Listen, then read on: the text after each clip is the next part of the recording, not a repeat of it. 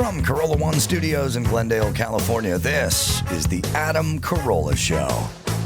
Adam's guest today, the director of City of Lies, Brad Furman. With Gina Grad on news and Bald Bryan on sound effects, and now, Happy Achievement Day, Chris Carolla, Adam Carolla. Yeah, get it on. Got to get it on. The choice is going to mandate you get it on. Thanks for tuning in. Thanks for telling a friend. We love that about you, right, Gina Grad? That's right. And Bald Bryan. Well, I got a present here from Gina Grad to open. Some nice listener sent over a bunch of Panic Press, I think. And how? Cupcakes and everything else. I don't know who that person is, but we should thank them. That person asked to remain anonymous. Really? What? Yes. Thanks, Vinny. I'm taking the credit. When you abdicate your credit when you're anonymous.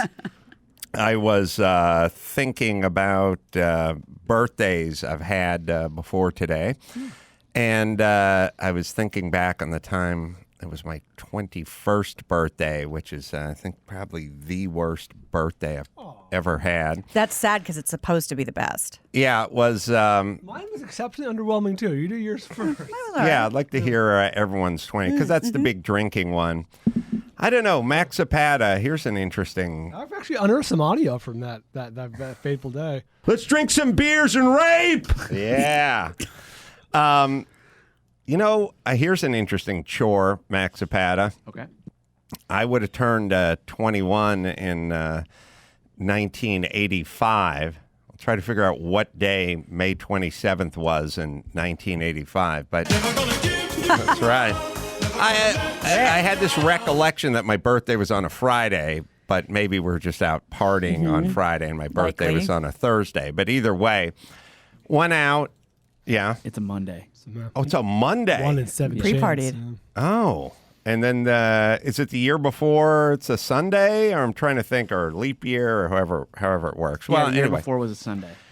We probably decided to then go out and party on that weekend, which was a Friday night party, in which case I don't know where we went, but I was drinking incredible amounts of alcohol, and at some point passed out in an alley on a box spring that was behind the party. So much like I did in Tijuana that time, it's just when it's time to lay down, it's time to lay down. Right. But at that point, my career, we were working Saturdays digging ditches. So I remember just being out drinking. Digging ditches for 8 or 9 hours is a bad day during when it's warm outside, or even when it's nice outside. But doing it after some serious drinking till 2 a.m. and getting up at 6:30 and going and digging ditches was brutal, as I recall. Bryan, your 21st was underwhelming? Completely underwhelming. Also on a Monday, September 13th, 1999. Wow. Yeah, I was Rush chair of my fraternity, and Rush had just ended. And Rush is a big deal. That's when you're basically recruiting, whatever, blah, blah. So that was a big pushing a boulder up a hill. And when that was over, I was so tired. That had ended a few days prior, and the semester already started. This was my senior year in college. I was a young 21-year-old. I had like a paper due the next day, or a test or something, you know what I mean? And like my buddy, who ended up my best man, my roommate, John, was like, oh shit, today's your 21st birthday. I'm like, yeah. He's like, you want to go out and like get a beer? I'm like, no, I kind of got to finish the paper. Oh, and so God. he rounds it up like, I think 2 or 3 other guys who are, it's a Monday night, there's not a lot of people hanging around partying at the frat house. They rounded up 2 or 3 other guys, and I think we went to the Hotel Figueroa on Figueroa Avenue when the Staples Center was being built. It's 1999. And we had, I don't know, a couple of beers at like 10 o'clock or something. boy. I finished my homework. It was fucking lame. Mine was just about as Gina in college as you can get. Kabuki makeup. Close.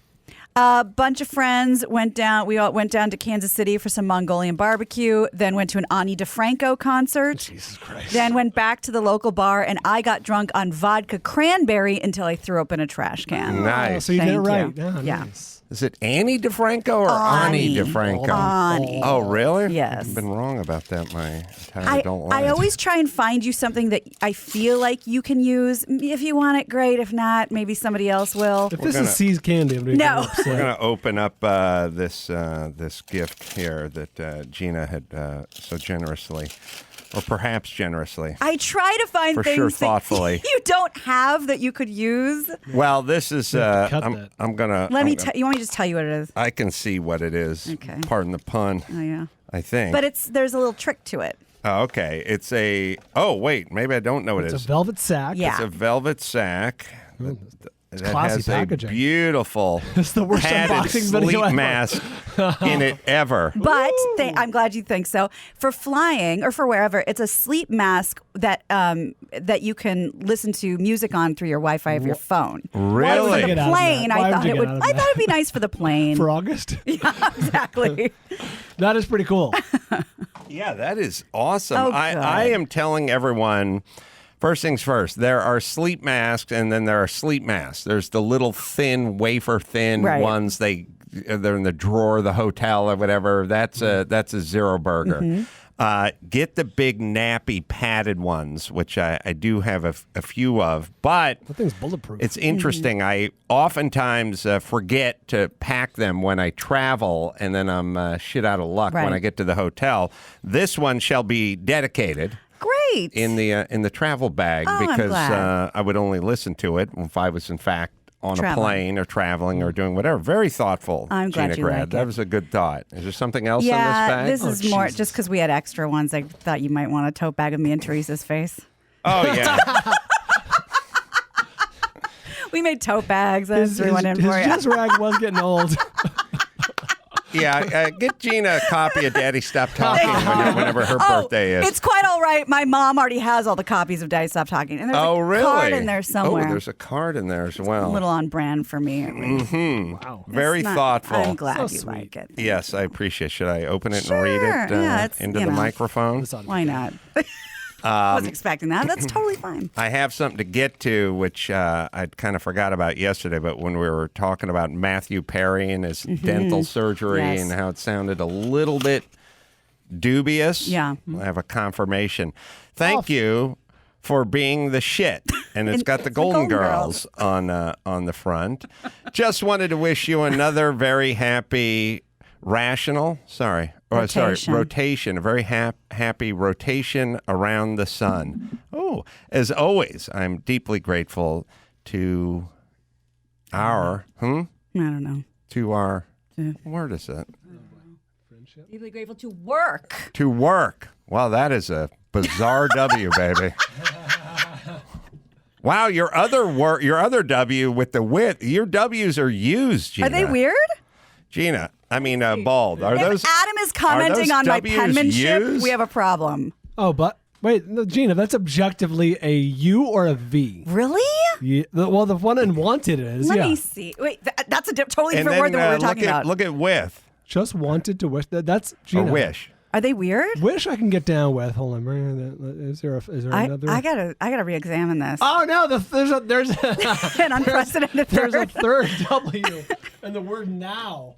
Wow, which let me. would not be deciphered. No, Gina, your W's are U's. Oh shit! Yeah. If you would My whole life connect has your been a two lie. U's, we could make you a W. They're also thank you. wildly inconsistent because there's a W in always that's perfect. Yes, the work and with is you Yeah, and you're right. you. Yeah, You're right. absolutely. But a U would have had a little stem on the side, a little kickstand. No, Okay. that's what No, you think. that's a you. All right. Wow, has this Sorry. always been something you've been? I have afflicted no with? clue. This is the first I'm hearing of it. How has the I world? sense a poll on Twitter. Yeah. What letter is this? Yeah. How has the world Oh, Chris, you remained have to isolate silent? that. I have no idea. Although I do write with the kid a lot, and he is confused by my writing, and it might be the W's. I've never really looked into it. I Yeah, didn't know. because Boss is a Brian, if bitch. you look at the word work, I do glad not you know opened you it. can tell what that. Oh, work is there? No, you're right. There are three. Okay, there are Jesus five. Christ. There are five. No good W's. deed. There are 5 W's in this card. 3 of which are objectively used. Wow.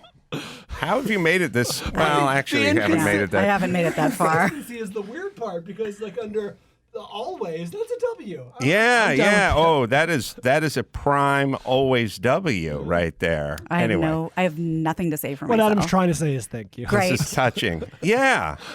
Maybe it's when you start the word with the W that you have trouble with the That's with what the it's W because work. when it's mid, like always, I'm writing them now. it's Yeah. it's perfectly fine. If I write work, it's Yes. that. If I write always, it's that. Good Yeah. pod. It's good pod. All right. Anyway, thank happy you. birthday. Welcome. Anyway. Anyway, let's get past this Move dark on. chapter. Please. Speak of the birthday incident again. So I was telling you about Matthew Perry. We were doing the Matthew Perry Friends reunion. Dubious. He had oral surgery. Then, of course, I said, why would you do this right before this event? And it's called emergency surgery, so maybe that's what. But I forgot that a few days earlier I was talking to Andrew McCarthy, who was at the Pretty in Pink premiere that I was at with Molly Ringwald in 1986, and he didn't watch the movie. He said he went out drinking as soon as they started rolling. Bad boy, the Brat Pack. Yeah, that's right. But We all thought it was Judd Nelson. Yeah. I was like, do you remember Molly had these huge puffy cheeks from having her wisdom teeth removed the day before? And he's like, it's the first chapter of my book. And I thought, finally confirmation on the Molly Ringwald wisdom tooth thing. But yes, evidently some people will have oral surgery just before a giant movie premiere that they're starring in. But you said something very interesting. She had a giant puffy cheek. Matthew Perry had no giant puffy cheek. That's a good point. Yeah. And I have another Matthew Perry story anyway. All right. Well, we'll get to that. And another callback, which was I was telling you guys about those 60s cool 60s docs about wheels and driving, and Lloyd Bridges did one. I told Chris to find the trailer for what is it, The Wonderful World of Wheels or something? Yeah. Sounds very Disney. He's driving the Silhouette. It's a custom car. It's a new title for Karka. Down PCH. And Look at PCH. We'll play this. I know there's no buildings on it. It's beautiful. wide open. I'm guessing it's PCH. Sorry, go ahead, Chris.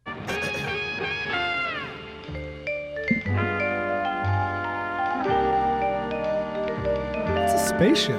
Yeah, it's very weird. The bubble top. 1966. Like the Pope Mobile, if you want to know what the top looks like. Hi there. My name is Lloyd Bridges, and I'm one of the 100 million people who drive in this country. You know, some people drive for pleasure, others do it because they have to. I must admit that I do it mainly for pleasure. Among those 100 million, there are those special people, the ones who drive for their own very special reasons. And being an enthusiast, I've seen and been a part of this very fascinating driving scene. I've never stopped being amazed by it all. In fact, there's no end to the novelty of the automobile, the shapes and sizes, the incredible things that people do with it. It's plenty exciting. Come along with me. Let me show you this world, huh? The special cars, the special people who live in this wonderful world of wheels. Come on. Look at that steering column. What is that? What is the steering stick that he has? Why do we call it our world of It's wheels? like a butterfly steering wheel. Last year, we registered 82 million vehicles. Not counting racing. Promoting cars? These Yeah. electrically operated cars actually Slot hit cars. on a computed scale speeds up to 400 miles per hour. There are thousands of these tracks. in Mosquitoes operation fly throughout at the world. 700 Some miles of an the hour, biggest Lloyd, brands if you are brought it up to a professional Learjet size. For example, here's Ken Miles. 10 miles? Oh, Christian Bale. And his son Bale. Peter. Each driver handles his car with a thumb-operated control. He determines the We had a focus friend speed. with one of those. I didn't know Ken Miles was at the top of this driving a slot car. That's crazy. Did anyone have a friend with a slot car table in the basement? We had one. It was awesome. Yeah, anybody could have a slot car set. Even I had a slot car Oh, set. my We God. had one. Anyone could have a train set. I mean, it wasn't elaborate. It was just, some Oh, piece of this one's crap. pretty cool. I got a train set at some point. The Mason-Dixon line on the good dads versus the bad dads, or my dad, was mounting the slot car set onto a giant sheet of plywood and Yes. putting it up and making like a dedicated. Yeah. So our slot car sets went out in the living room. On the carpet. Yeah, You yeah. put them together. They had the worst plastic tab connections ever, Oh. and you'd set them on the carpet, and then inevitably someone would step on it, and it would flex, Yep. and it would snap the track 'Cause off. if there was a quarter-inch, divot, the cars would go flying. Right. The way the old slot car sets fit together were just two like breakaway tabs, male on one side and like female on the other, and you'd put it in and you'd pull it sideways and lock it in so you could get the connections Right, yeah. to lock, but the tabs would break off every time. Remarkably unsecure for a toy whose entire function depends on that thing staying together seamlessly. Right. Now, if you mounted it, it would never break. Right. It would never Right. come off. And then you could add a little filling station Yeah. or a motif. You That's know what I mean? meant. The whole basement was dedicated to No this thing. fucking It way. had trees and stuff. No way. Well, it's interesting. Never thought about this. No house I'd ever lived in and no friend I'd ever had a home with a basement. Oh, that's true. Basements Out here, there's where no basement. that's where the fun took a place good point. for Yes. kids, and then later on, it's where you lost your virginity That's right. or got your cherry popped or whatever the That's hell, right. first makeout sesh or a rumpus room wrestling. Yeah. Like the basement. A lot of range. It's for dismantling streetwalkers, and it's for having a fucking good time when you're 13, right? Draping in plastic. So nobody had a basement. Right. I didn't think of that. And nobody had like an extra room. So you couldn't set the slot car setup like full time because it would just dominate the living room and no one's going to tolerate that. So minus the basement, you'd have to pull it out, Right. put it together. Every time. The tabs would break and it would never work. My polite, quiet Canadian grandfather's version of that in the basement was the train set. Elaborate, mounted on like raised. Oh, your grandfather, right? Elaborate, raised the plywood, like you said. It was a wild train set. Brian, you're from California. You didn't have a basement, right? They were in Tahoe. No, and but it was, you. Yes, no. They had it because it was built into like the side of the right. hill. Right. Yeah, but no, I Yeah. No basement, no fun. That's where our pool table and pinball machine were. So I'm saying that was the fun room, Yeah. and you could burn it because, now if you live in a big house and you have an extra room, then you could make that the Of fun course. room. But But nobody it's supposed to be lived the in a basement. big house, but everyone had a basement where you're from. Well, and the other use for the pool table was when the sky turned Kelly green, we'd all have to go down there in our pajamas and get under the pool table because the tornado was coming. Oh, the really? Twister was coming. So you go to the basement, you get under the pool table. Yeah, we didn't have any of that. All right.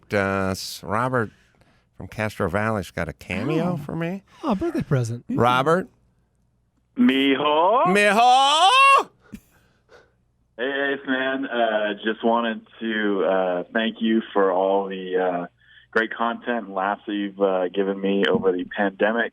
And actually two of your employees, Megan from Chassis and Loxamana, I sent them a cameo for you for your birthday. And so I just wanted to thank you for all the laughs and I've called the show numerous times and I just love the show and I just wanted to thank you and wish you a happy birthday. Thanks, Robert. Wait, how's the cameo factor in? We're gonna play for you right We'll now. play it for me. Oh. All right. Oh. Is that Natasha Happy Henstridge? birthday to you. Whatever they paid, worth it. Happy birthday to Oh, you. my.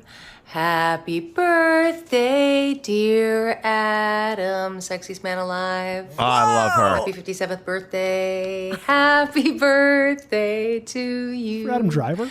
That's my Marilyn Monroe impression. That's my version of Marilyn Monroe singing to JFK, who is only half as smart, was only half as smart, half as sexy, and definitely not as funny as you are. So your mijo, Robert, wanted to send you this video as a thank you for making all the people laugh during this quarantine. And I separately want to send you a happy birthday just because I think you're fabulous. And I always had the biggest crush on you. I told you. And She was paid to say that. yeah, you're pretty awesome. I hope you're having a great day. I hope you're having a good year.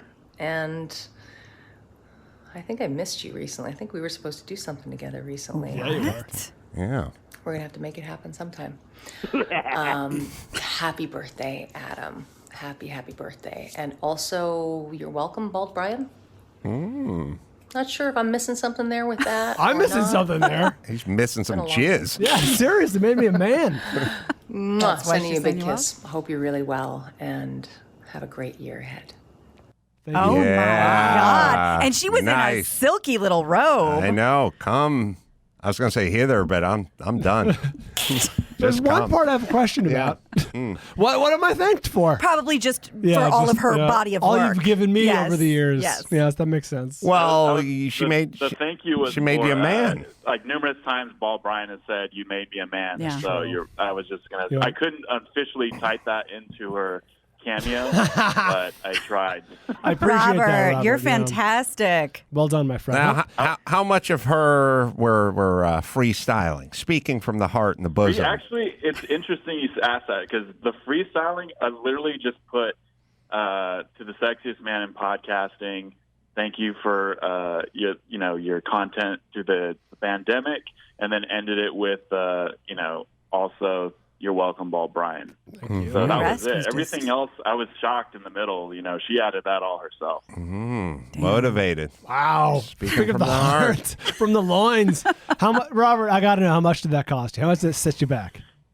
It was about $100, but it was $100 well spent. And yeah. I also wanted to say shout out to the Lady Lackeys who also put out some great content. Hopefully, I'll be guests sometime. They soon. are fantastic. Send this guy a Kate, T-shirt or Jen, something. and Megan. Haley. Send this guy some merch. And, He spent $100 for I'm going to And, send you a Bluetooth face mask. Hey! No, don't you want to sit in the tote bag? Oh, the tote bag. Sorry.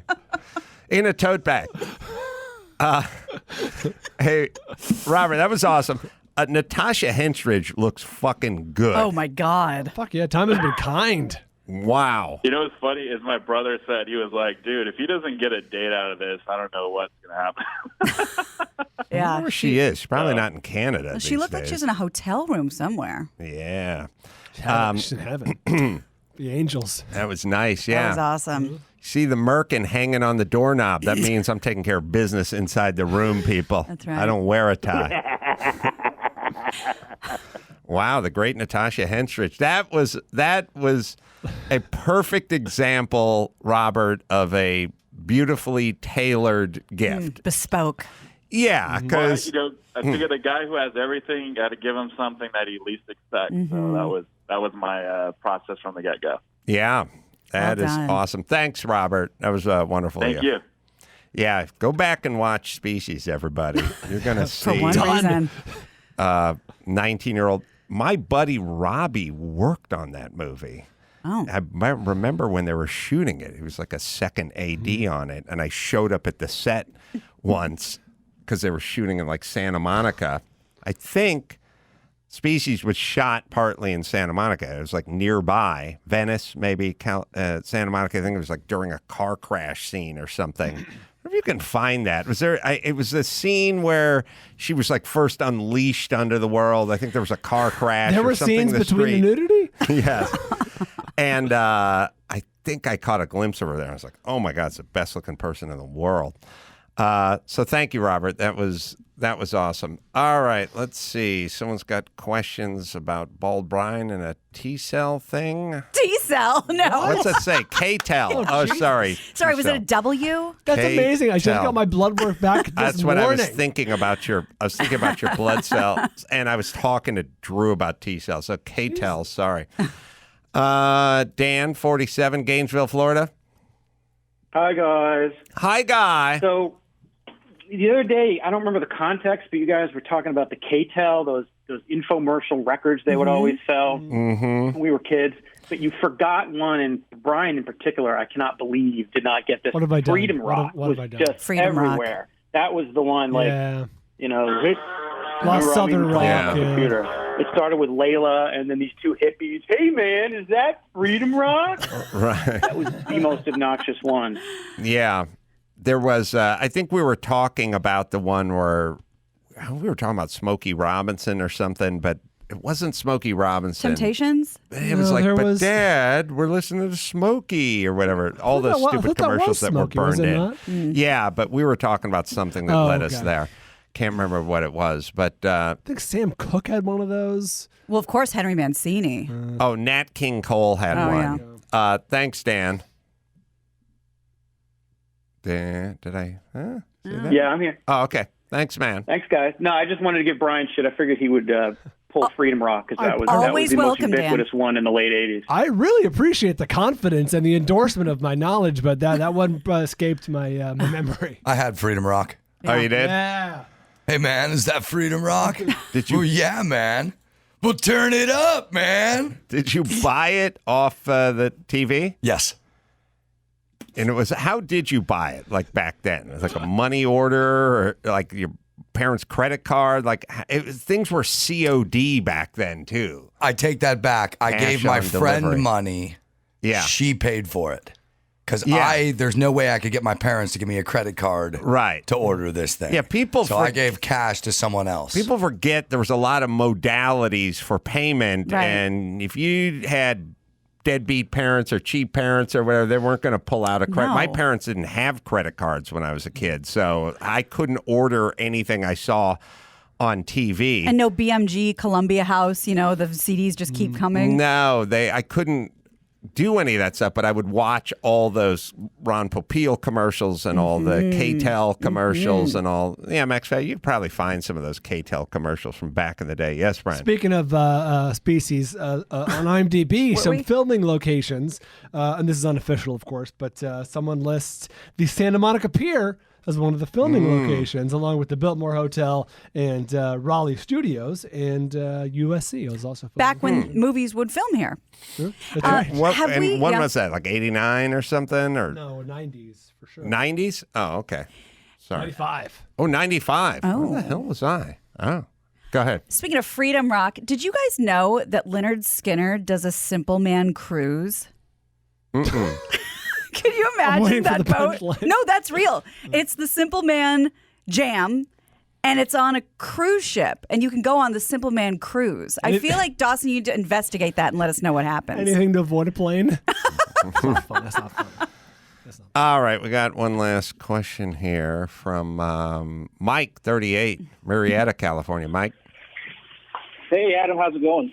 Hi, guy. Hey, happy birthday. I just wanted to ask you, what do you think of Willy T. Ribs coming back to race this summer?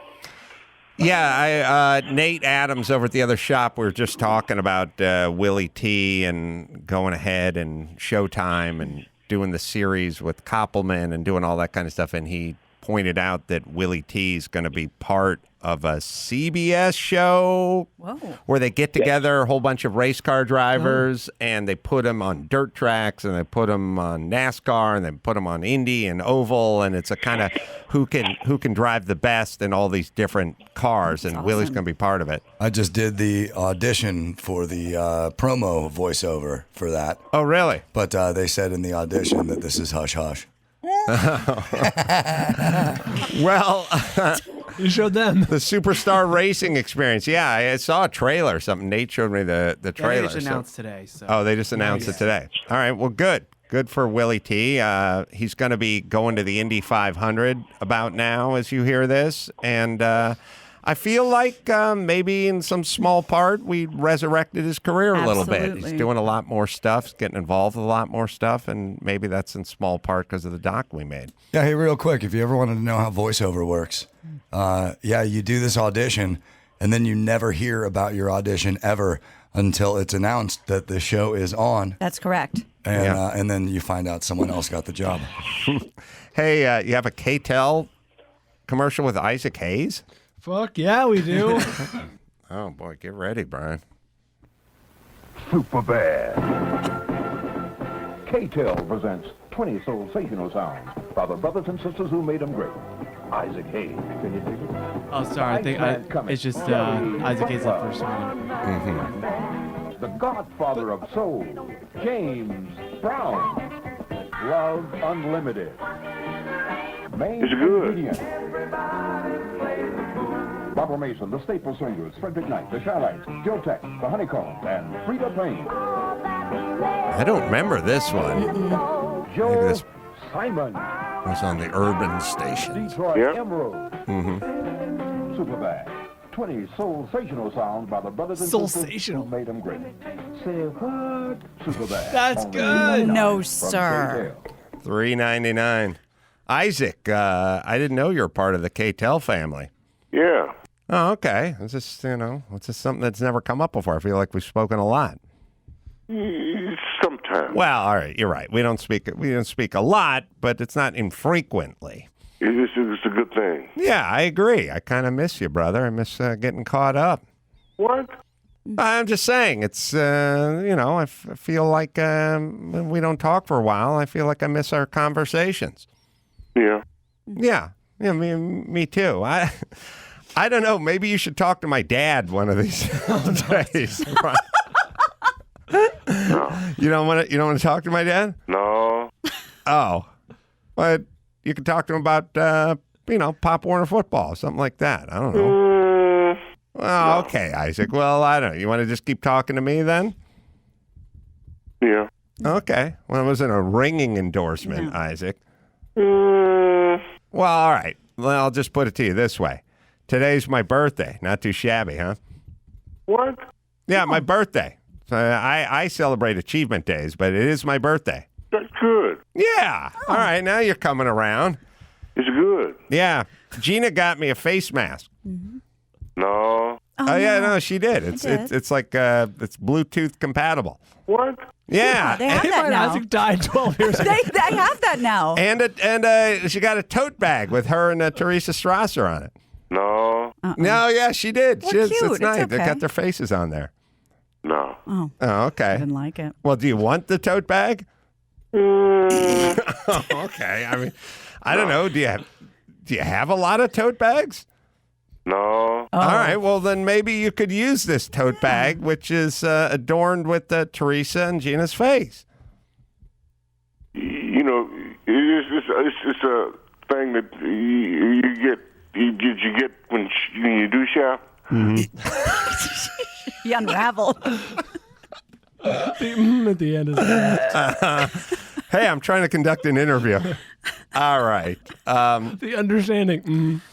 Hey, Max Beto, where did I do the 5 Mijos the other day? Somebody Did it on stage in Appleton. Was that during a stand-up show? Yeah, no, it was during the live podcast. Oh, it was? When all the tech died, you kind of just were riffing and somebody. It was during Unprepared. Someone yelled out 3 Mijos, and you gave them all 5. Well, That's good. Yeah, see, you want 3 Mijos, I give you 5 Mijos. That's how much I deliver. I just felt like our Cameo caller could have used one. All right, let's see. What do I got here? We're going to do Who the F Sells This S. Update. I know you guys have been burning about James Dean's transmission. Oh, please, yes. Yeah. My God, I hardly slept last night. So's got a birthday coming up. Transmission. $172,000. Oof. And got 2 days left on the auction. And by the way Bring a Trailer works is shit heats up in the last 10 minutes of the auction. So you think easily it'll go over 200? They vary from car to car. Some will have this crazy bidding war at the very end to just run it up through the roof, and then some sort of just kind of putter out a little. It's always hard to tell, but yeah, you could figure if we're at 172K with 2 days left, we could see. You could see a 225 type. I'm going way over. I say 300. This is a one of one, obviously. Extremely rare. Collectible. But you can't do anything with it. There's a one of one? No. Yeah, I got a little. Bob Sharp called me today from Danbury, Connecticut, who is the guy who worked with Newman Sharp Racing, and That's good. worked with him, his team owner, manager. Hung out with Paul Newman for 30 years. So they just raced like every single year. Blah blah blah. But he was telling me this story about Newman in the doc. He mentions that Newman, you want to talk racing, you could talk racing. You want to start getting into what movie Joanne was doing next week. He just immediately just left. But something he didn't say in the doc, which is he had a code because all of the people. A safe word? Yeah. All the sponsors and Nissan, Datsun back then, and so, it was always like, you got to bring Paul Newman to meet the so-and-so guys, the head brass at Nissan, or the guys sponsoring the car, Coca-Cola or Canon. If Newman's your driver, you got to trot him out.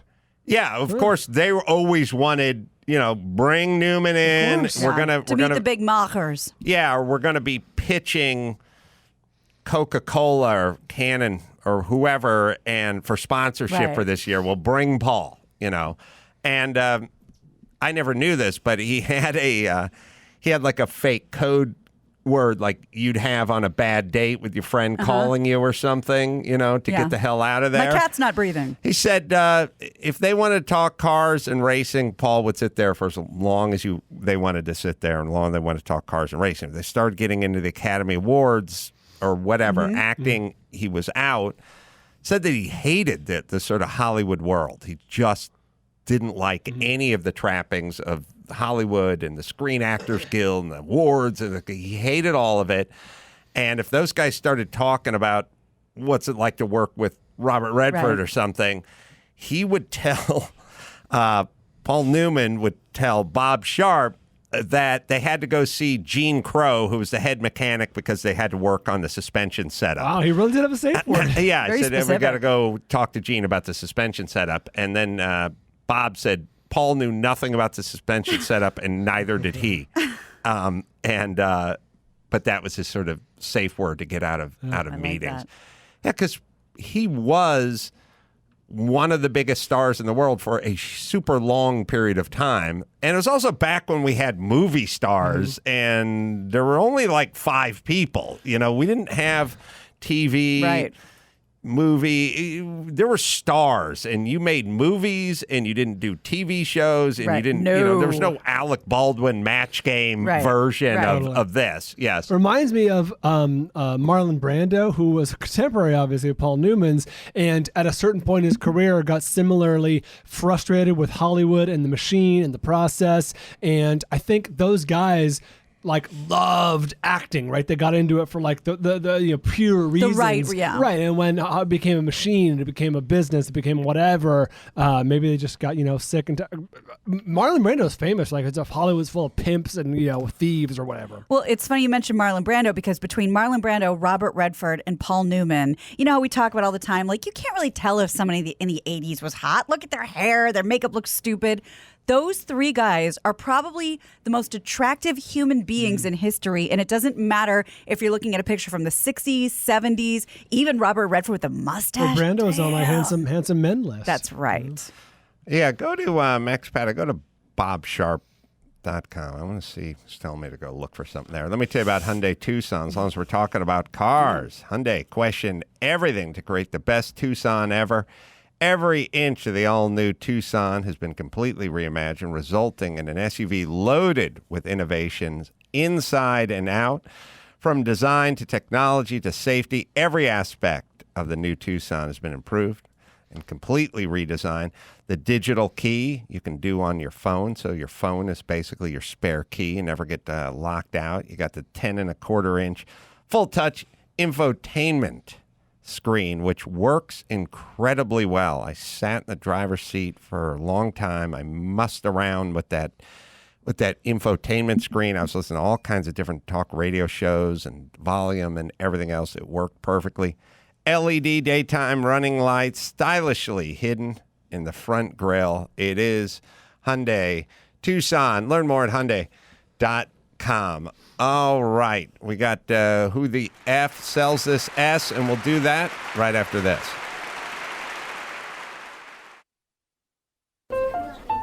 The Adam Carolla Show presents Adam Carolla's birthday cocktail party for May 27th. Let's see who's invited.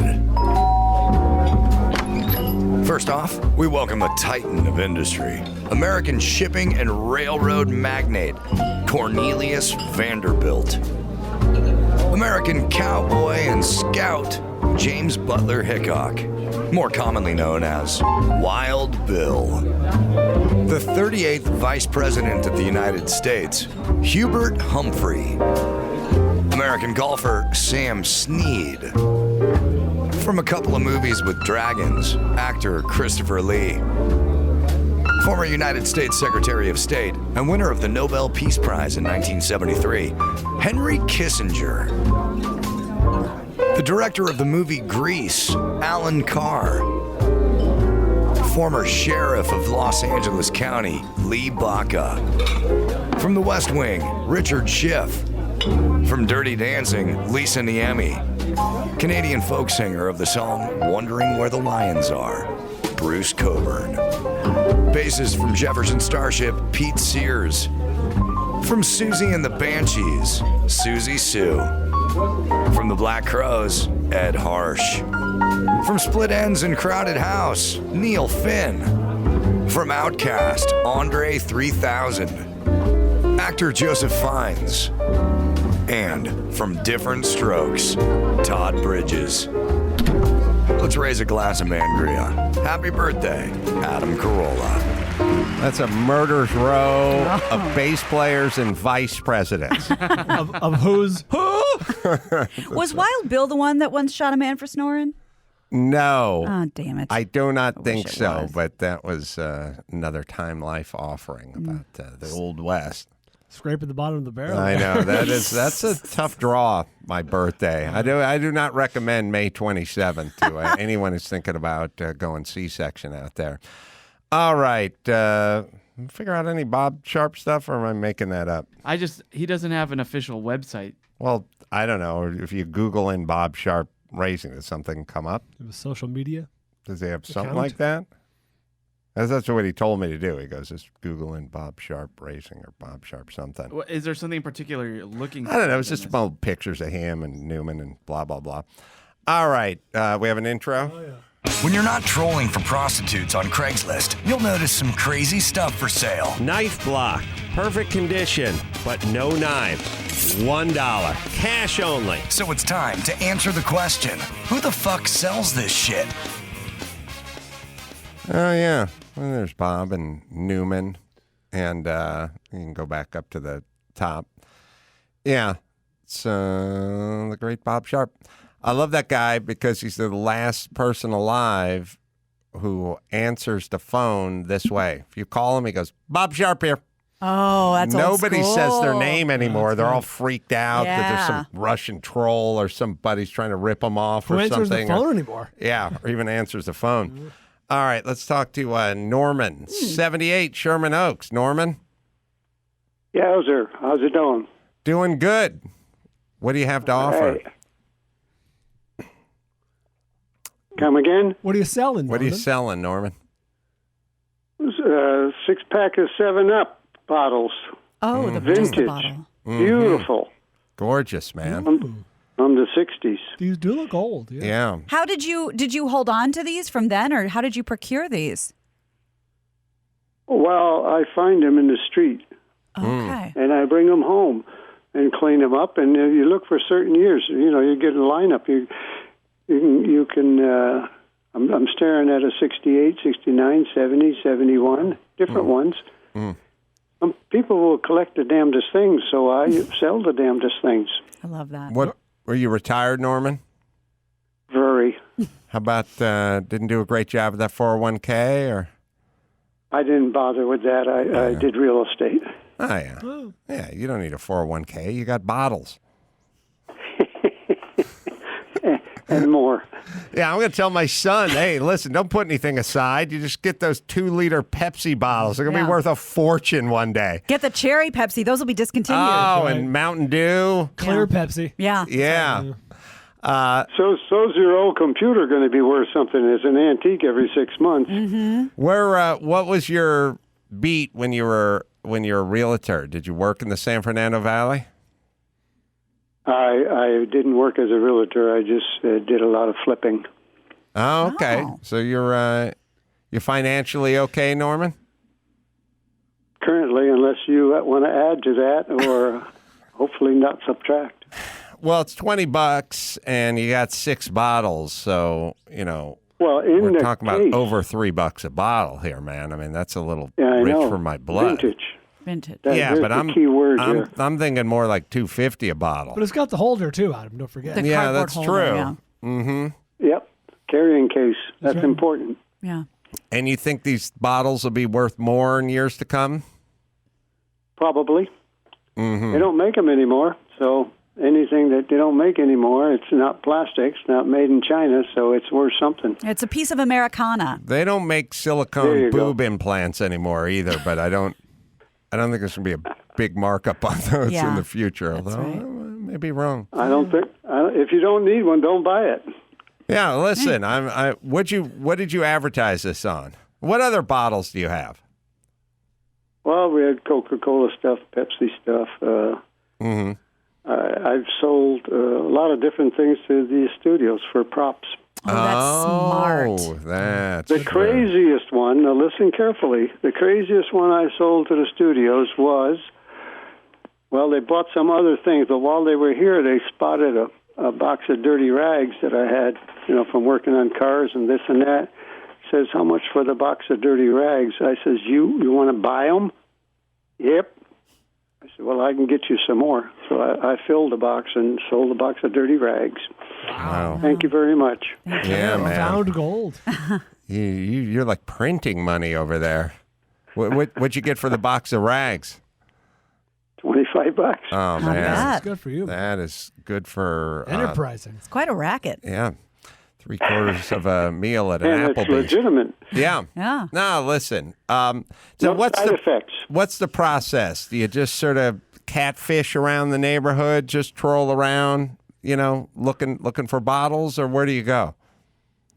A lot of yard sales. People sell quite a bit of different things, estate sales, whatever. And every now and then someone knows you're doing this sort of a thing, and they bring you some. Did you, you grow up, have you been in the San Fernando Valley your whole life? Since 65. Wow. Well, I'm trying to think how old that makes you. Did you go to high school out here? No. I was transferred from the snow to the sunshine. I was in Connecticut prior to that. You seen a lot of homeless people around the neighborhood? We do that, yeah, and we discourage them and encourage them to leave. Because you're in Sherman Oaks, right? 10-4. So 0 homeless people from 65 until 10 minutes ago, right? I mean, good run. It was unthinkable to see a homeless person in Sherman Oaks in the San Fernando Valley from the time you got there to 2019 and a half or something, Norman? Yeah. There's a string of motorhomes right on Sepulveda that's getting bigger all the time. That's the big one, Adam. I mean, we all know about the encampments and stuff under the overpasses, but the motorhomes, that's another big one where they just park in the nice neighborhood and you can't do anything about it. Well, it's this, thanks. You can complain, and we have, and we had some good results with city attorneys, CHP, and Caltrans combos to move some people out and help them along their way. But did others come to fill their spots? I usually talk to them, and I tell them it's not a good idea to hang here because the last people left in a body bag. Oh, my they're on their way. Wow. And then he takes a vintage 7-Up bottle and he busts it on a brick and goes, come on, hippies, you want some? You come to the right place. I invite them to leave in a nice way, and they think about that for a short while, and they don't hang. Wow. Norman. They keep moving. You gave him the body bag talk. But in the most polite voice. Mm-hmm. Do you have any other ideas I could use? This is the best one I've heard. You seem to know what you're doing. Yeah, no, I agree. If the foo shits, wear it. If the shoe fits, wear it, I said. So, Norman, did they ever have a bad reaction to you bringing up the body bags? No. No. You can tell them with a straight face. I sometimes ask them if they know what the R behind LAPD means, and they don't, so I let them know. The R behind retired. Oh, this makes a lot more sense. Now, does that do anything for your brain? Yeah. It does. It clarifies a few things. Retired LAPD. I don't say I is, and I don't say I ain't, but I just asked a question. Uh-huh. Oh, man. Seems to work. Mm-hmm. Norman, do you do any other private security work? I am. I'm good at keeping the bad guys away. I like this. Feel like we got a little Gran Torino action working here. Like Liam Neeson would say, like, under his breath, I'm good at keeping the bad guys away. Yeah, there you go. And Norman, when the black and whites come around the neighborhood, I always stop them and thank them for being around. Well, I just get rid of the blacks, but I know what you're saying. Separate them. So Norman, here's a personal question: are you packing heat? I think it's warm enough outside already. No. Again, Liam Neeson under his breath. To speak for Norman, maybe he is and maybe he ain't. I have a certain set of skills. Wow. Yeah. You don't have to admit everything you do you? No. Do your kids live in the neighborhood as well, or do you have family in Sherman Oaks? No, I'm a lone stranger here. Oh, man. You are the most mysterious guest we've probably ever had. Yeah. Dos Equis got rid of their most interesting man guy because he turned out to be a pussy-whipped puss. Yeah, not Norman. But maybe Norman steps in. I like it. Ignites that campaign. Don't always drink 7-Up. But when I do, it's from 1965. I think you could probably take California and just divide it up into two camps. Okay. I would love to have left and right. Yes, Yeah. I would love to have Norman as a neighbor. Yes, I'd love to have that 100%. Polaris circling my pool, getting rid of all the garbage that's floating at the top. Yeah. You know what I mean? And my thing was, as long as I'm not busting into anyone's house, Norman and I got no problems. Nah, I know plenty of people that wouldn't want Norman around. Probably. Why? Because they'd go like, I don't want some old guy toting a gun threatening people. Me around. What's that, Norman? I said, what would they be up to that they wouldn't want me around? That's right. This is my point. The righteous have nothing to fear. That's right. That's right. Walking around with body bags. Drive that Gran Torino around. Lifting that cardigan sweater to expose a pistol stuffed in his Bermuda Brandish it. shorts. Yeah.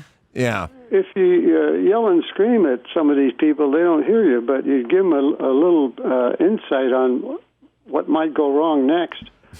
They figure that maybe I should leave. God damn. Norman's terrible. America needs more Normans. Norman, I don't know if you are a real social guy or not, but I'd like more of you in my life. My fiance and I might have to stop over for a cold one at some point. There you go. Do you ever empty bottles, or do you just find empty bottles? Like, would you? I'm a non-drinker, non-smoker, no drugs. Thank you very much. Thank you Just very say no. It's Can't a lot hear easier. anymore. Wow. I like the cut of your jib, Norman. Thank you. All right. Good luck with those bottles and the homeless situation. Quickly, when one of those campers, one of those RVs is parked, that's the new thing. I was just talking to Matt, the moderator. He's in Venice. He's like, now there's just RVs everywhere. They're on flat tires and people are just dealing out of their RVs. They look like the RV from Breaking Bad.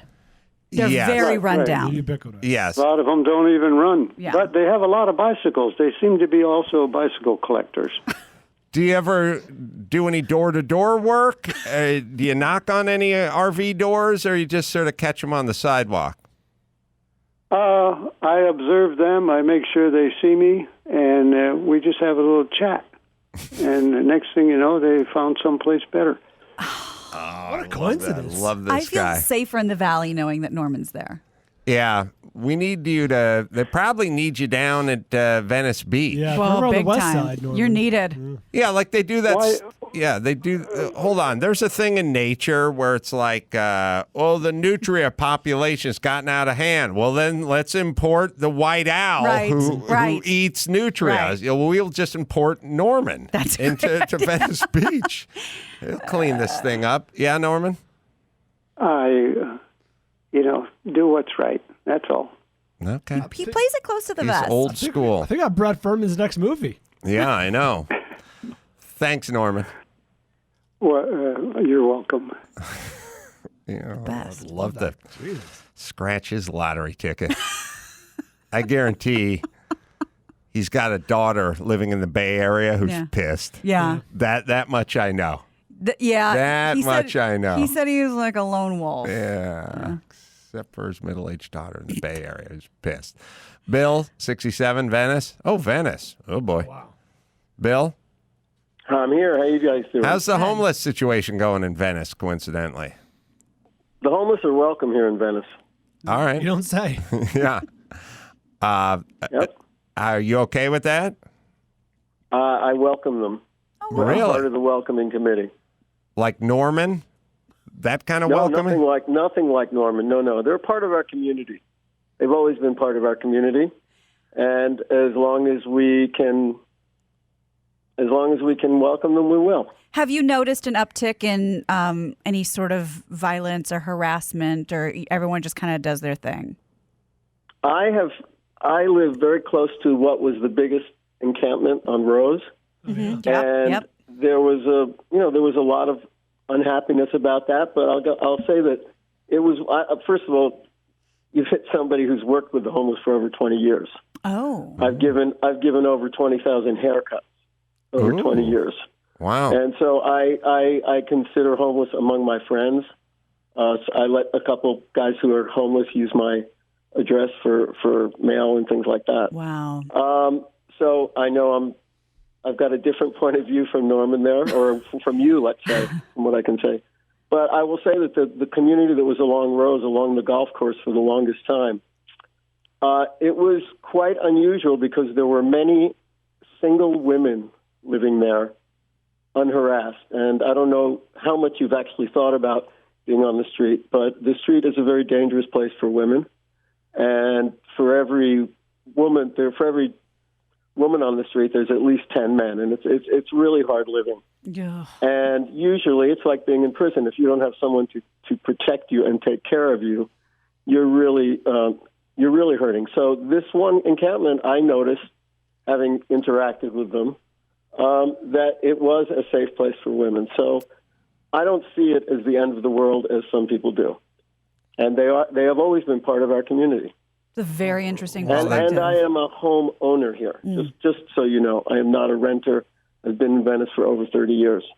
Yeah, but don't you think it's spiraled out of control a little bit, Bill? Oh, yeah, a lot of things are out of control. You know, there's a lot of people who have lost their jobs. There are a lot of people who have lost their ways of making a living and surviving. I mean, if you really want to talk about this, I can talk about this all day. I can bore you to tears. But what has gotten out of control, yes, of course, there has been court cases that have made it, you know, the harassment that has happened in the past has not, has not been allowed during this time. And, of course, the pandemic does change things. And, people are, and there's been, I won't say that the money that we've raised has been used properly and it hasn't been, put together quite right. But, and I recognize how polarizing an issue this is. But yes, there are more people on the street. Yes, there are. But I have noticed, and there are things that happen. I'm more disturbed by Nextdoor and the people who are freaking out every moment on Nextdoor and posting things when two people are talking in the street. Oh, yeah. This is much more dangerous and more disturbing to me than people who basically do keep their own counsel. Well, that's a Yenta I see a lot of bicycles. I know that there are a lot of stolen bicycles. Oh. But I live very close to the, to this. I live within 100 feet of campers. So. Yeah. So you don't like the Nextdoor app? Nobody does. I don't care for the Nextdoor app at all. It's very disturbing to me. It's just people with a lot of time on their hands bitching back and forth to each other. You have a vintage oak toilet seat for sale? I do. Did you want it? Is that how you found it? You've been looking for one. Hold on. Red oak or white oak? Because my ass only rests on white oak. Mm-hmm. Well, people talk about red oak and white oak, and a lot of people think that they're seeing red oak when it's actually white oak. Oh. White oak is not that white a lot of times. Mm-hmm. I don't know. This has a patina on it that makes it really hard. I can't. I would imagine it's red oak, though. All right. I don't buy everything used. You know what I mean? Like, I wouldn't buy used car or used baseball mitt or sunglasses, but toilet seats I exclusively buy. I call them previously owned. Yeah. You're going to pay full I call them previously shat through. That's the end. Yeah, but just as Norman said, this one is vintage. Yeah. Yeah, no, that's sweet. Looks like you got a nice, brushed nickel on the hinge. I think they're chrome. They're real chrome, from back in the day, because it's from the 70s when you could do chrome. You could do chrome everywhere. You didn't have to go down to Tijuana to chrome something. No, it's not nickel. That's chrome. Okay. Adam, Bill and I live in the same part of town. If you want to save on shipping, I can always pick this item up. Grab it for you. Say shipping? That's what I said, yeah. And I lived in a house. I lived in two houses I rented that had padded toilet seats. Oh, My aunt and sure. uncle had one. And they always get cut with the slits. You can see the foam underneath. Well, there's two things about the padded would never toilet stay seat. up. Yes. I have a sweaty ass, so when you get up, it clings, it cleaves to your ass, and it kind of lift it with it.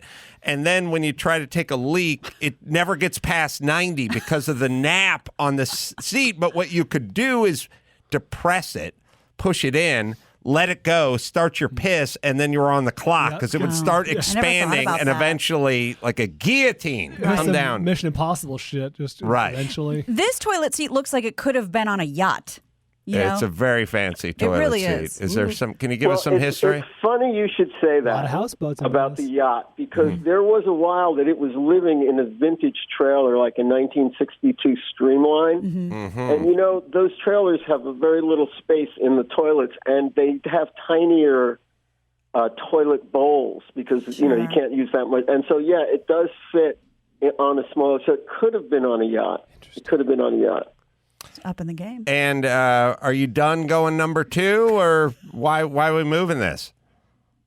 Oh, I found it on the street, okay? Like I said, I found it on the street. I put it into my vintage trailer for a while. Someone who was living in the trailer really didn't care for it. And she didn't care for it. And so I got her a new seat as a tenant. And then basically, I wanted to prove to my wife that I could sell it. Oh. It was kind of she said, what are you doing with that? No one would buy that. So I'm going to be proving her wrong. This is a challenge. I like this. How about hot gluing it to a 5-gallon bucket and offering a nice facility for some of the homeless gals who are in the neighborhood? Well, the trouble with that is it doesn't. You see how how some toilet seats have an opening in the front? Oh, right. Yeah. If I glued this to a seat, how could you empty that toilet? How could you empty the can without getting it all over it? There's no way for it to come out. I'd have to adjust the joint compound container or something. Bill, it looks like I'd have to make like a spigot in that. Now, I think it wouldn't be aesthetically pleasing. No. Yeah. It looks like you have given this toilet seat a little TLC. It is very nice. Oh, I cleaned it up. Yeah. Yeah. Yeah, I cleaned it up. Yeah, I don't know. I'm always looking for toilet seats, but I'm just kind of a seat kicker. Right. I'm just kicking tires. Yeah. Looky-loo. But when it comes time to squeeze the trigger, Bill, you're going to be the first call I make. Okay, I just the woman who was in the trailer with it, she really wasn't that comfortable with it. She was very afraid that she was going to get splinters at some point. Oh yeah, that's a real issue. I'm presenting it. I'm not. I give people what they might look for. I don't want them to return it. I want them to know what they're getting up front. Right. As is, where is. I appreciate it, Bill. Hey, Max Zapata, there's when he was discussing the problem of not being able to empty the Duke bucket, started thinking about this wonderful wooden tool that I've seen infomercials on. It's like a universal. It's some Swedish universal tool that, Gina, if you don't have it in your kitchen drawer, I think you're going to get very envious of this. Remember a couple of years ago I saw the chef's knife? Yeah. I got caught up on that. Buddy, do I remember? Got you came one. through. I think got I me the got best next gift. knife in the world. Now there is, it's a wooden tool. It's a wooden spoon-looking spatula. It's like it's got holes in it. It's got slots in it. Is it called a spurtle? Yes, I it's have a them. spurtle. I have a set of spurtles. You have a spurtle. I have a set of spurtles. Is it like a scraper They're on one amazing. side and a They're like scratch on the other? it's like a paddle, and some have long like slits in them. Some are solid. They're fantastic. You find the spurtle info commercial, and I'm going to show you exactly how we're going to clean that poop bucket. Everyone's getting spurtles for Christmas. Spurtles are amazing. Yeah, they always go a little too far in those commercials. They're like, throw away everything that's in your home. I'm like, I'll keep the spatula just in case the spurtle breaks at some point. I don't see any need to do anything rash. Actually, one of my birthday presents from my girlfriends was they got me this beautiful set of wooden spurtles and put my little grain-free comfort food logo on them. I knew you knew what a spurtle They're was. Amazing. Fraternity paddle. All right. Pretty much. Let me tell you, our guest is waiting in the waiting room. Still need a spurtle commercial next, Pat. Credit Karma. One instant gratification. Credit Karma Money is a checking account, by the way, where you can win cash for making purchases. Win daily instant Karma purchases, reimbursements on items up to $5,000. Just pay with your own debit card. If you win, you'll be notified on the spot, and your instant Karma cash will be added back to your spend account. Credit Karma Money has already given away over $3 million to over 50,000 members. Open an FDIC insured account for free. No minimum balance required, no overdraft fees, and free withdrawals at 50,000 ATMs. Credit Karma Money. Progress starts here, right, Dawson? Right now, visit creditkarma.com/winmoney to open your free account and start winning instant karma. Go to creditkarma.com/winmoney to sign up for free and start winning instant karma. That's creditkarma.com/winmoney. Instant Karma is sponsored by Credit Karma. No purchase necessary. Exclusions and terms apply. See rules. Banking services provided by MVP Bank Incorporated, member FDIC. Maximum balance and transfer limits apply. All right, we're going to talk to Brad Furman in 1 second. I'll just play the First, Spurtle info, man. They're amazing. I've never wanted a stick so badly in my life. Do you have a crock on your counter stuffed with utensils, many of which you don't even use? Yep. Hi, I'm Lucinda Scala Quinn, chef, author, and TV host. And with over 10 years as the executive food director for Martha Stewart, I've tried every kitchen product you could dream of. But nothing beats my Spurtles. They'll be the hardest working tools in your kitchen. It's a simple idea designed in the 16th century in Scotland for stirring with your oatmeal. Spurtle. And it makes so much sense. Think of the Spurtle as 10 tools in one. Think of the oatmeal as Unlike wooden shit. spoons that are rounded at the end, the Spurtle gets in where the side of the pan meets the bottom. Tell me you couldn't clean that bucket out with the Spurtles, Gina? No, easily you could. And I've chopped I some just wouldn't veggies use that it in I'm the going kitchen to after scrape that. directly into the bowl. Separate Spurtles. Scoop out the mayo in one fell swoop. Oh, and with no all multiple that trips to the surface area, mayo you can jar? smash it I together. got an oar. Stir I'll get it all and out. serve. And I promise you won't find a better tool. Oh, have you for ever spreading. seen peanut How many butter peanut spread butter that sandwiches have you made in magnificently? your lifetime? Beautiful. Use the Spurtle to whisk your Yes, eggs, I do that. pour I them like into a all hot right, pan, we got and it. stir as you I like it when the kid's waiting on the peanut butter and jelly. Like, what day is it? I don't have all minute. You and, gives, old lady? you and your butter knife. My prostate's going to explode by the time I get this sandwich, hon. Dawson comes up to me a month or two ago and goes, dude, I use that knife every day. Dawson, how psyched do you get a Spurtle? Oh, I'm ready for the Spurtle, The man. Bring it Spurtle, on. it'll change your life. Really? It'll change your toilet. All right, well, I got the knife. I'm looking forward to the Spurtle. Yeah. All right. Do we have an outro for who the F sells this? Sorry. Yes, you got it. Here it is. Oh, that's who the fuck sells this shit. We'll talk to director Brad Furman right after this.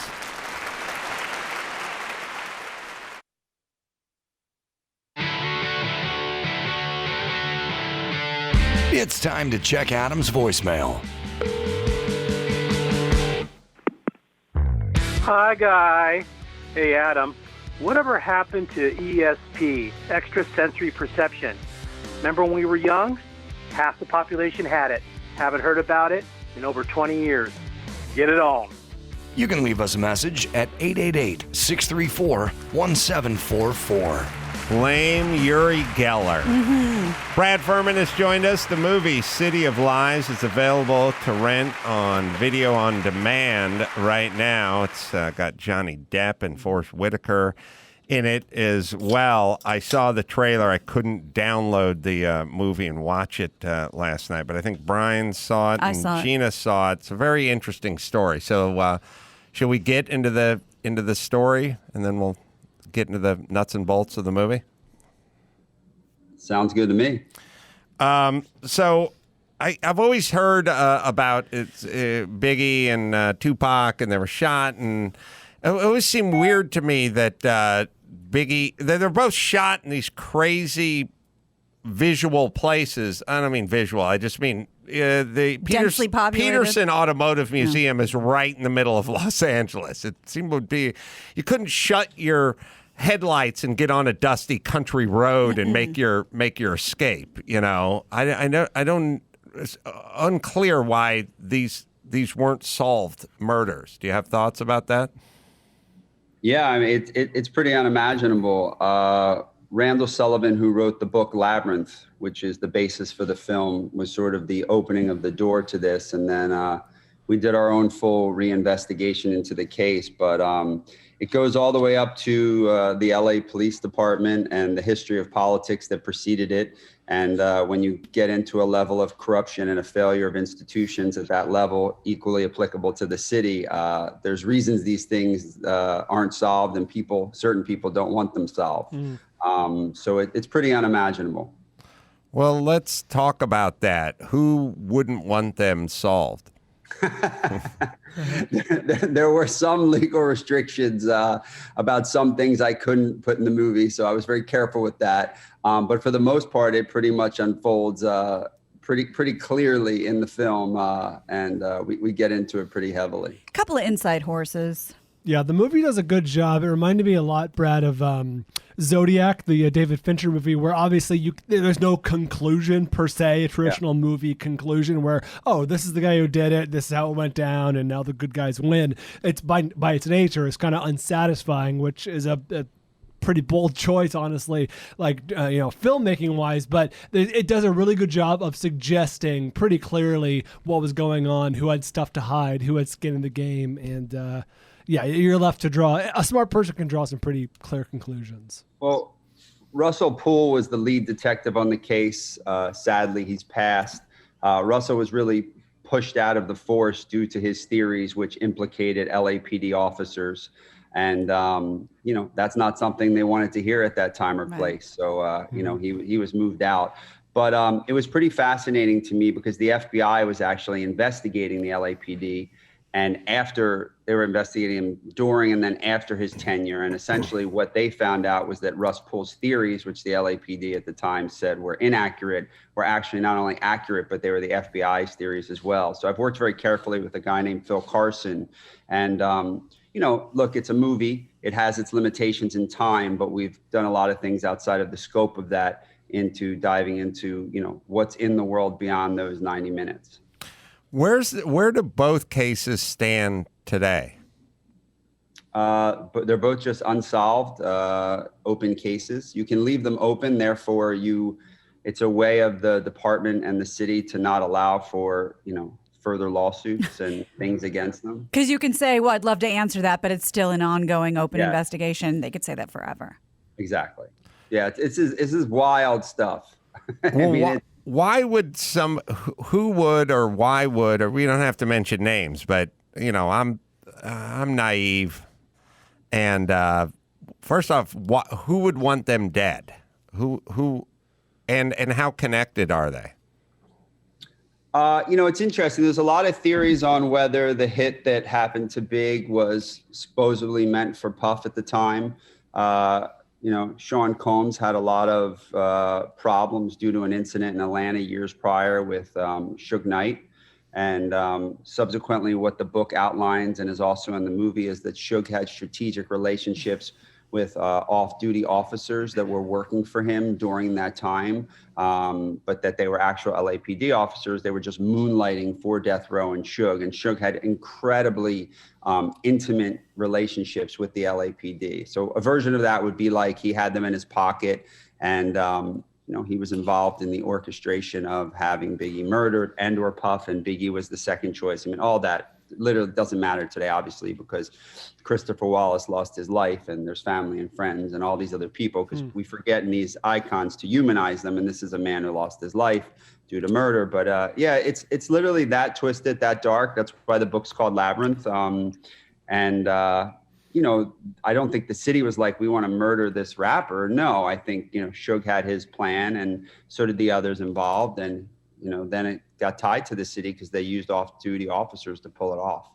Shug's in prison now for running someone over in his pickup truck, right? Yeah, which was caught on video. Right. Doesn't he seem like a supervillain that you create, like in a story? I mean, he seems like he'd be from Over another the top, time. over the top, yeah, for sure. it's crazy. Yeah, he probably doesn't even like cigars. He said, like, you're going to be even scarier with the cigar in your hand. Right. Is he ever getting out of prison? I mean, is he due to be paroled? I mean, the thing with the video shoot and the pickup truck and the fast food seems like it was 10 years ago now, or maybe. That was actually on the set, I believe, of the NWA film. Oh, right. Oh, no shit. Oh, that's right. I think, and that footage is actually, I think, like behind the scenes footage of stuff they were going to shoot that day. Like, that's why there was more cameras than the typical iPhone. I have no idea. Look, I've never had the opportunity to speak to Shug. I flew on a commercial jet from, not that he knew who I was, I knew he was, from Los Angeles to Vegas. I really had an opportunity in making the movie. My friend Don Sikorsky is a wonderful investigative journalist, created a podcast dedicated to this, and has had some real success with it. And Sergio Robledo, who is the lead detective for the Wallace civil case, who happened to also be Russ Poole's supervisor. Russ is, again, the character Johnny Depp played. Sergio really opened the doors for us. Sergio also has sadly passed away since us making the movie. But I got to see the redacted files. I got to see the depositions. I mean, we did a full deep dive into this whole thing because I felt, having, been raised on, whether it was All the President's Men or JFK, that there was a journalistic responsibility and integrity in how I presented this, not just make a movie for entertainment about real people's lives that were lost. So I would, for argument's sake, I don't have an exact percentage, but about 95% is factual based off the evidence and everything that we put together, obviously due to time and other things we had to amalgamate. But, just tried to lay out the facts. Suge Knight's, by the way, eligible for parole in July 2037. Oh, so he's going to be in for a little while. Years, yeah. Yes, Gina. I was just thinking that, when you said about journalistic integrity, I think that theme is so well laid out through the text and the eyes of Forrest Whitaker's character. I mean, even at the beginning, he gives his credo of what does it mean to be a journalist. And I thought that was not only, a great way to show what kind of guy he is, but like a really respectful way to present the film in general. I appreciate it. This was a tricky thing because film typically deals with pathos and how we see things and live vicariously through human beings and what emotionally moves us, whether that's humor, sadness, whatever that may be. And this was an instance where the facts of the case were really paramount. So we had to figure out in a way to not just use Forrest and these guys as vessels, but to give them pathos, but also to get those facts out there. Right. And just to sort of on the other side of that coin, not forgetting these are people, it was kind of a real, like, at the beginning, it's a great moment where he's like, come on, like, who killed Biggie? And Russ Poole says, you don't call him Biggie. His name is Christopher Wallace. And it set a really great tone for the rest of us for watching it. Yeah, I appreciate that. When the movie was brought to me and the book was about over 10 years old, I had tried to get the rights, and everybody in town, from DiCaprio's company to Will Smith to Sylvester Stallone, everybody had rights to this thing, trying to make it. And I guess the rights lapsed, as many things in Hollywood. And the producer who had brought me the project didn't have any connection to the families for Tupac or Biggie. And I was very clear. I said, I have no interest in making a movie that takes these two icons of Black culture and exploiting their lives and their death. That's not of any interest to me. So I actually got Sergio and another private investigator helped me get Miss Wallace's phone number, and I cold called her, and we built a beautiful friendship. And I told her I wouldn't make the movie without her support. And then subsequently, Big's former manager, Wayne Barrow, came on board, and we made the movie hand in hand with the family and estate, and had all the approvals of the Shakur estate. So, I really tried to pay homage to these men, the inspiration that they gave the world and me as an individual, and, just try to pull back the curtain on the corruption. And, I think it also comes, post George Floyd. I mean, we made the movie prior to that, and everything going on in the world of social justice. If the most, one of the most prominent figures could be murdered, like Adam said, on the corner of, Wilshire and Fairfax. And this could essentially and be covered up and never solved. This could happen to anyone. So I think it rings true in a lot of ways beyond just the death of this one man. And hopefully he didn't lose his life for nothing. Bryan, did you have a question? Yeah, one of the things I like best about the movie, in fact, maybe my favorite thing about the movie was the casting. The performances, obviously, as a result of that. Johnny Depp, I see a lot of movies. Johnny Depp was the best he's been since Black Mass, and that's saying something because he's really good in that movie. He's really good in this movie. And you mentioned Valletta Wallace, Biggie's mom, when there's a scene with his mom in the movie, and towards the end of the movie, I'm like, Jesus, because I remember seeing her like on the MTV Awards or something back in the day with Tupac's mom. There's this moment they both came out together, like, let's heal, let's move on, unity. And I'm like, how did they find an actress who was so much like her, sounded so much like her, looked so much like her? And I did my research afterwards. How did you get Valletta Wallace to be in the movie? And my God, that shit don't crack. She is fucking brand new.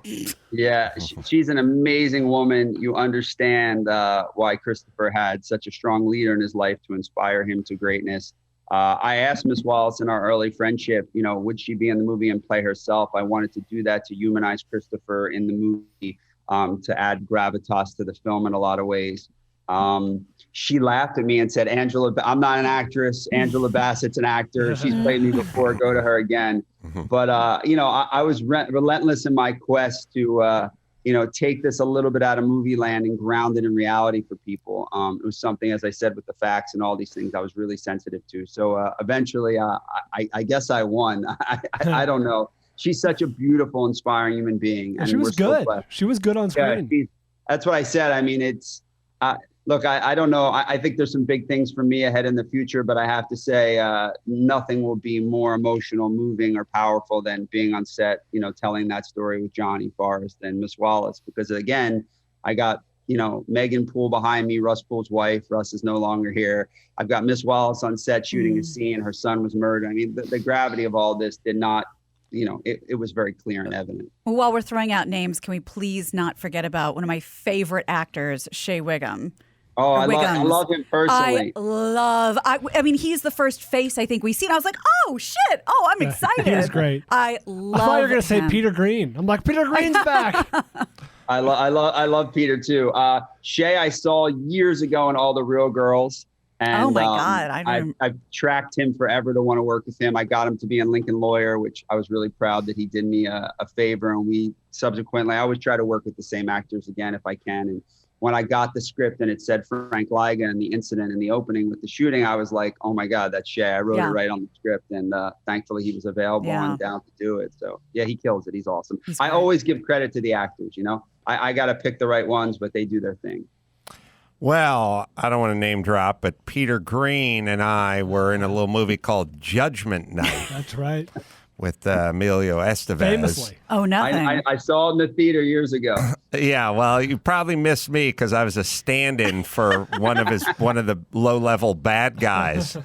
But that was my first movie set. Was my buddy Robbie, who was a second AD on Species, got me in as a stand-in for one of the bad guys on Judgment Night. Peter Green was there.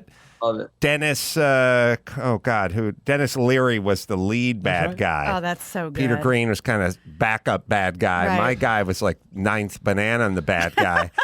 But when you're standing, you just have to hope your guy gets killed last. Right. Because more work for all you. free granola bars and hanging out. I was on a construction site before that, so hanging out as a stand-in. You hit the big time. That's a series wrap for bad guy number 9. Yeah, I think my guy drowned. Let's see. Okay, Cuba Gooding Jr., Emilio Estevez, Jeremy Piven, Dennis Leary, Stephen Dorff, Everlast, Peter Green, Michael DiLorenzo. Yeah, that was my guy. That was the guy. It looked nothing like the guy, but still, that was the cushiest gig I've ever had in my life. And you were always first in line for lunch and dinner too, because when it's time, because everyone else was working. They were doing stuff, and it's like dinner's here, and they're like, okay, and let's go eat for free. Touch it was of the good awesome. life. Yeah. Anyway, that's all I got. So wait, Brad, you alluded to it, and this movie, which I've been hearing about for years, has famously been in the can and not released here for 2018 is when it was done and premiered. So can you just tell us the story or give us some information? Yeah, I mean, it's unimaginable. I wouldn't wish this on any filmmaker or anybody, wanting to create anything you want to get into the universe. We made the movie, we got it in the can, we finished it. We were with a great studio, Open Road, who had won Academy Awards for Spotlight. I thought we were in a great place. They were having some financial trouble. And unfortunately, I think that really exposed us. And the company that subsequently bought them went bankrupt. And it was from the financial aspect and the distribution aspect, problem after problem. I have to say, because there was a lot of really bizarre things that happened during that time. I also have very close relationships from making the movie and years prior with people who actually were in the LAPD, people from the streets. And a lot of people were coming out of the woodworks telling me, other people, some of the people Adam asked me earlier that I sort of chose to remain nameless, did not want this movie to come out. And as a result, that happened. And it made this journey really challenging to find somebody with the guts to acquire the movie and put it out. And it was really tricky. I gotta be frank. Haim Saban, this very successful man, worth a lot of money. Him and his company took a shot on us. And Saban Theater, Saban? Yeah, Saban. I see Saban everywhere. Right. It's So, why, how, just finally. But years, I thought the movie was never coming out, truthfully. So to be here and talking about it is quite surreal and pretty crazy. How's it directing Johnny Depp? I've never met him. I always hear sort of weird stories. Also think he's a great actor. He's a genuine, loving, kind human being. I don't say that. I've worked with actors who are egomaniacal, impossible. Like who? Johnny. Bryan Cranston is one that jumps to mind as I look at the list here. No, Johnny is a sensitive sense. I opened myself up for that one. Johnny's a sensitive soul. He's just a sweet kid, very, his first love is music. So it's a lot about rock and roll and wanting to play music and hang out. He told me when I first met him, he's an allergy to formula. He's definitely eccentric in his point of view, but I honestly just super committed, super about the art, was a fan of Biggie, super respectful to Miss Wallace in the process. Hanging out's like a blast. Just an amazing human being, truly. And, there's no airs about him that I've been around for years from certain actors. There's just, a real guy who's very childlike, who wants to have a good time and live in the moment. And, from the professional point of view, he wants to experiment and play. And from a personal point of view, he just wants to get to know you and have you treat him, as he is. It's just a regular guy, truly. Well, I would imagine timing-wise for him, this is a great time for a movie with him starring in it to come out, because we were even just talking the other day, what's going on with Johnny Depp, and is he, basically where is he in his career, and now it's great to be able to see him sort of surfacing on screen right now. Yeah, I guess timing wise, any of the troubles that he was going through had not occurred when we made the movie. Right. So that subsequently came after.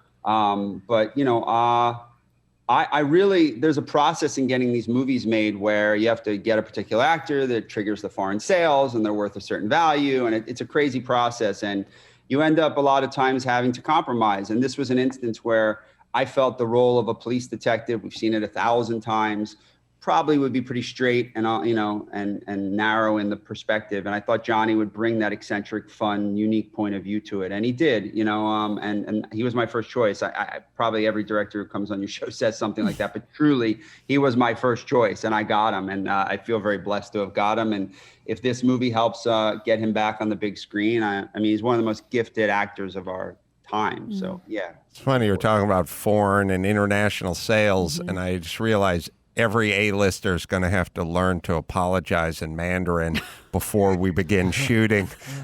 It's going to be one of those things when I do a TV show, you'd have to go to the herpes doctor. Sure. Because they got to clear your ass because you can't have a breakout in the middle of, 14 episodes. That's going to fuck everything up. And we're going to have the Mandarin tutor now to just All right, make Johnny, sure. you just apologize to the camera.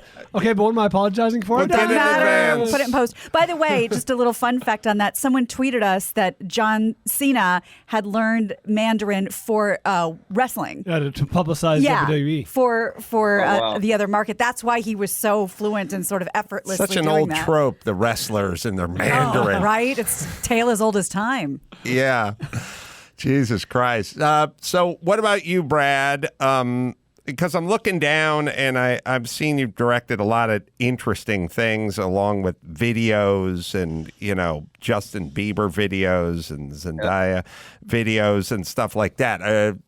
More movies, TV, videos, like what do you got your eye on? Movies up ahead. I've got some cool TV stuff I'm working on. I've been killing myself writing the Pistol Pete Maravich story. Oh yeah, I want to hear about boy. So, yeah, it's that's been a grind. I've been up against it. I wrote my 6th grade heroes paper on Pistol Pete because my dad was a big fan. So Can I ask you about that, Brad?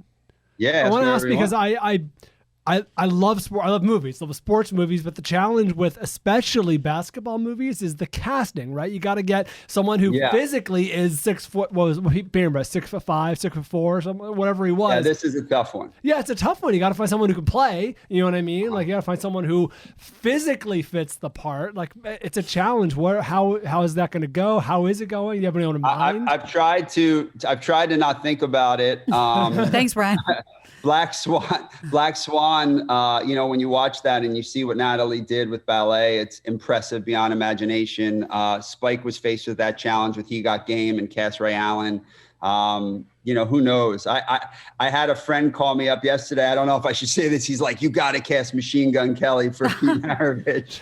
And so I think he might be a teeny bit old. But look, I think the casting of this is going to be really challenging. We're going to have to do an open net and probably really, go for it. But it's not, it is a basketball movie, obviously.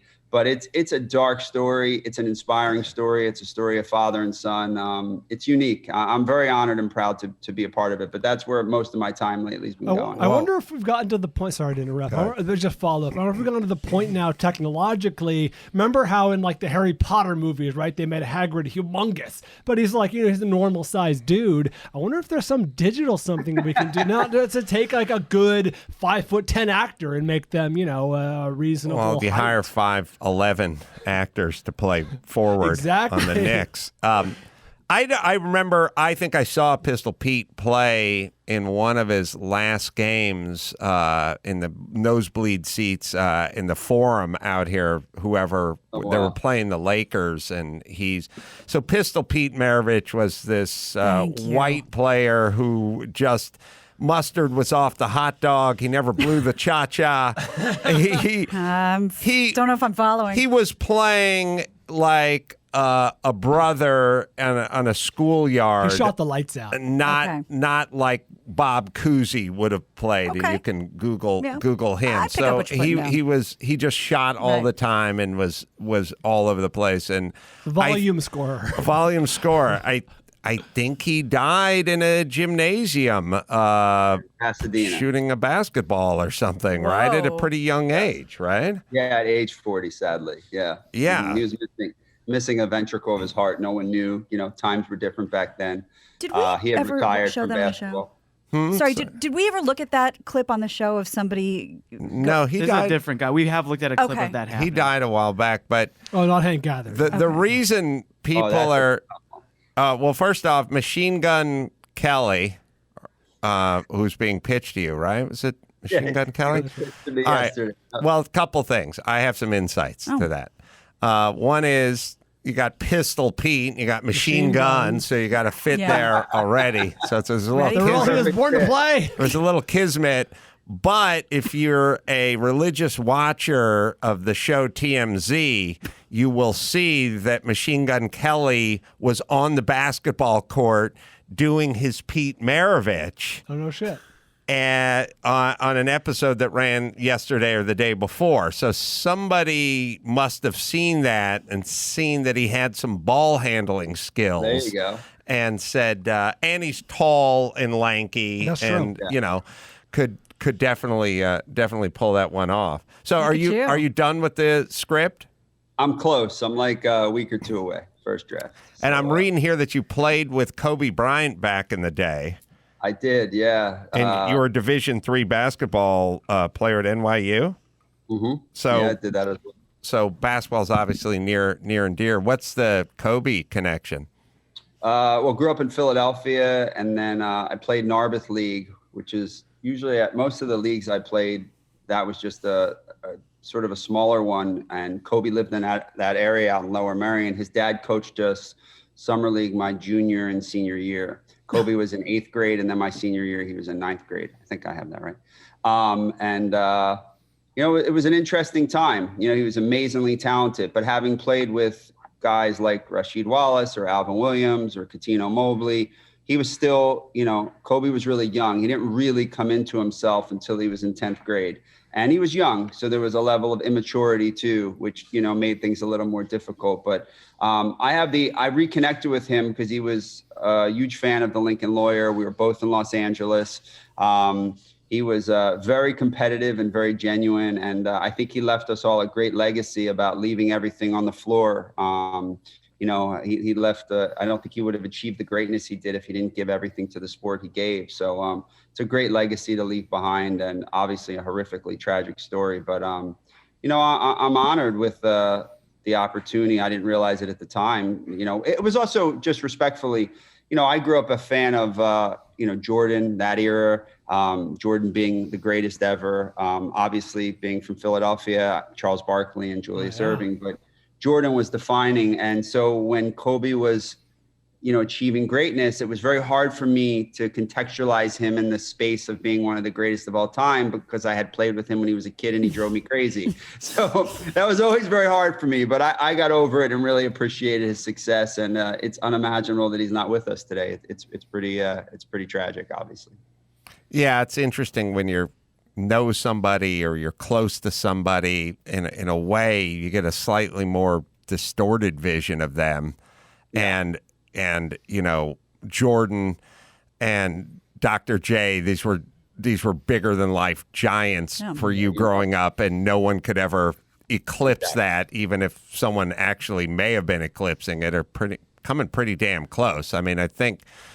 I don't know that Kobe. I don't know where he is with Jordan, but he's past Julius Erving. I'm guessing pretty clearly. Yeah. Probably in stature and success, but not in fro. Never could get him there. He had almost no fro work, and he had a huge. Dr. J had the huge fro back then. And the best look ever would be the fro with the sweatband that pulled the fro in with and then shot it back out again. Right. That was an unstoppable look. You got me thinking about Fletch. Oh yeah, Fletch. That's right. The movie City of Lies. It's available to rent on video on demand. And Brad Furman, we'd be happy to talk to you whenever you got another project coming out. Hopefully, Pistol Pete, which is a very good subject for a movie.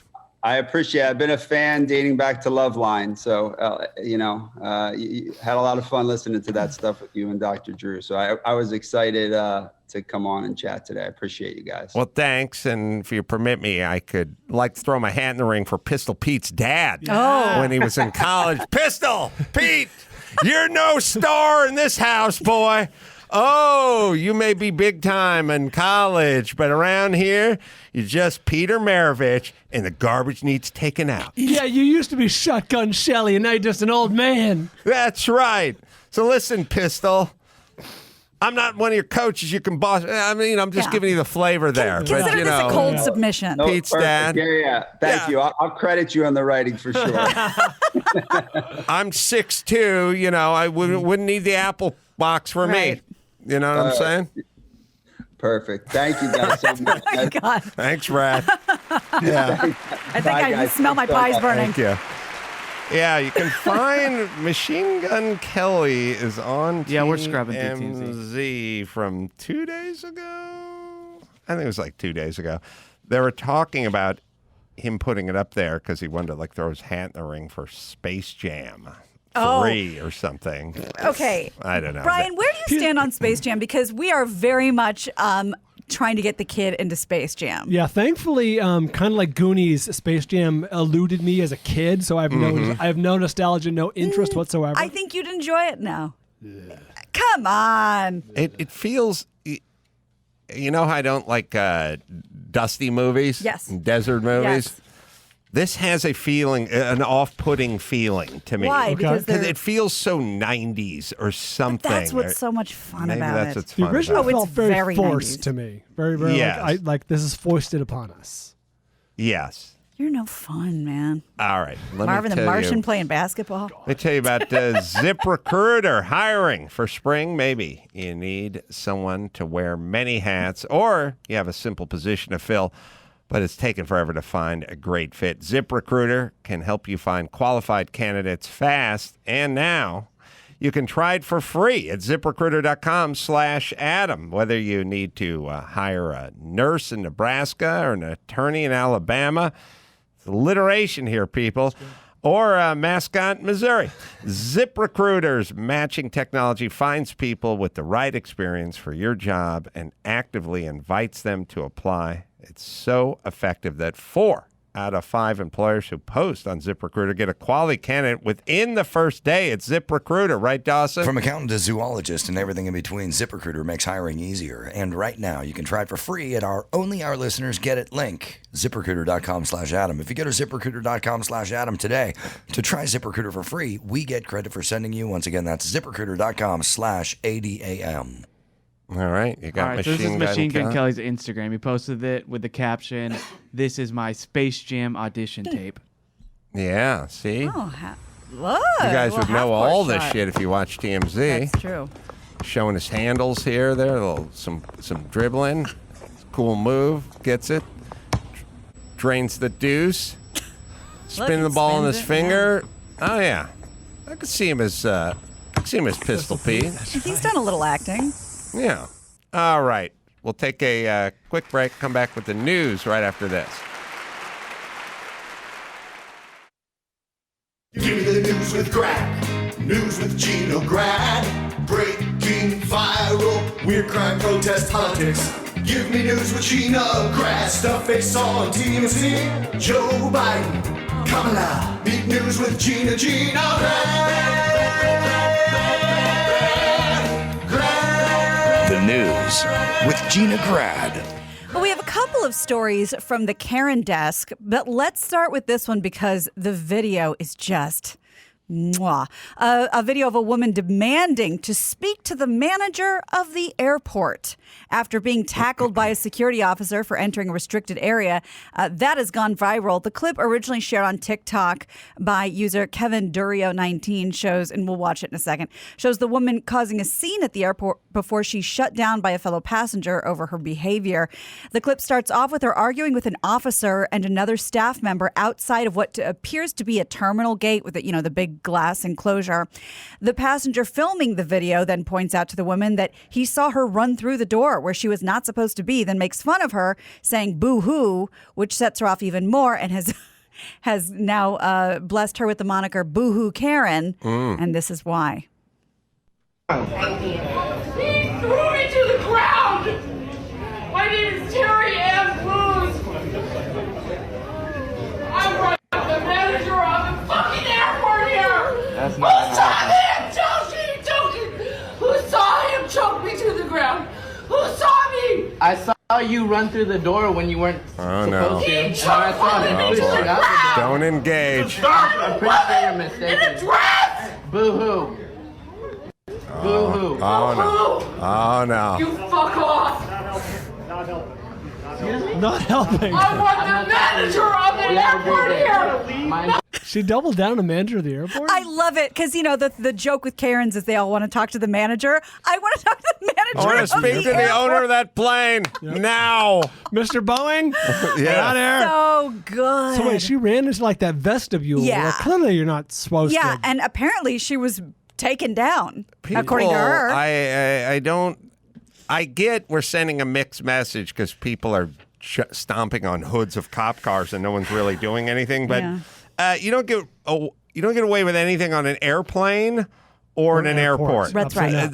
They take people off airplanes because the 2-year-old doesn't have his mask up when he's eating Cracker Jacks, and they just throw the whole family off the plane. Like the airport airplane is truly the last kind of zero tolerance place on the planet. Absolutely. You can dump water on cops. You can punch their horse. You can do about whatever you want outside.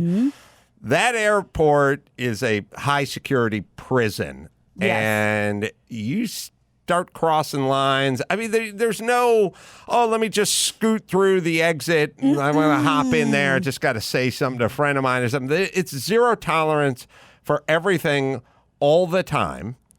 And I don't get why middle-aged people haven't realized that at this juncture in life. And you know what I mean? like we've talked about so many times on the show, middle-aged women. Well, I was talking to Drew about my theory that women are now much angrier. I've always been secretly angrier than men, but they didn't get into that. Was not ladylike behavior. It was not ladylike. Ooh, here's an interesting thing.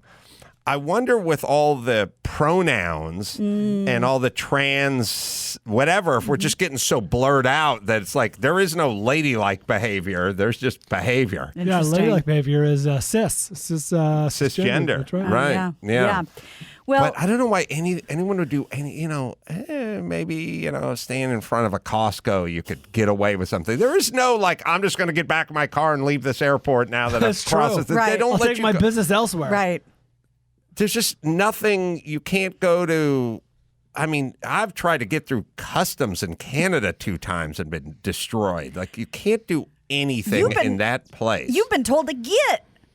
I've been told to get. I got detained at McCarran. Yeah. Lynette, unfortunately, was She sitting got thrown off between a 2 plane. people arguing and got thrown off the plane. Yes. There's zero tolerance. Yes. I mean, I was basically just saying we had the last flight out of Vegas, and the flight wasn't going anywhere for 45 minutes, Right. but you needed to check in an hour behind. I'm like, we're here. We have tickets. Just let us go. And they're like, nope. No. And next thing you know, the fucking security guard was on top of me. Thanks a lot, you weirdo.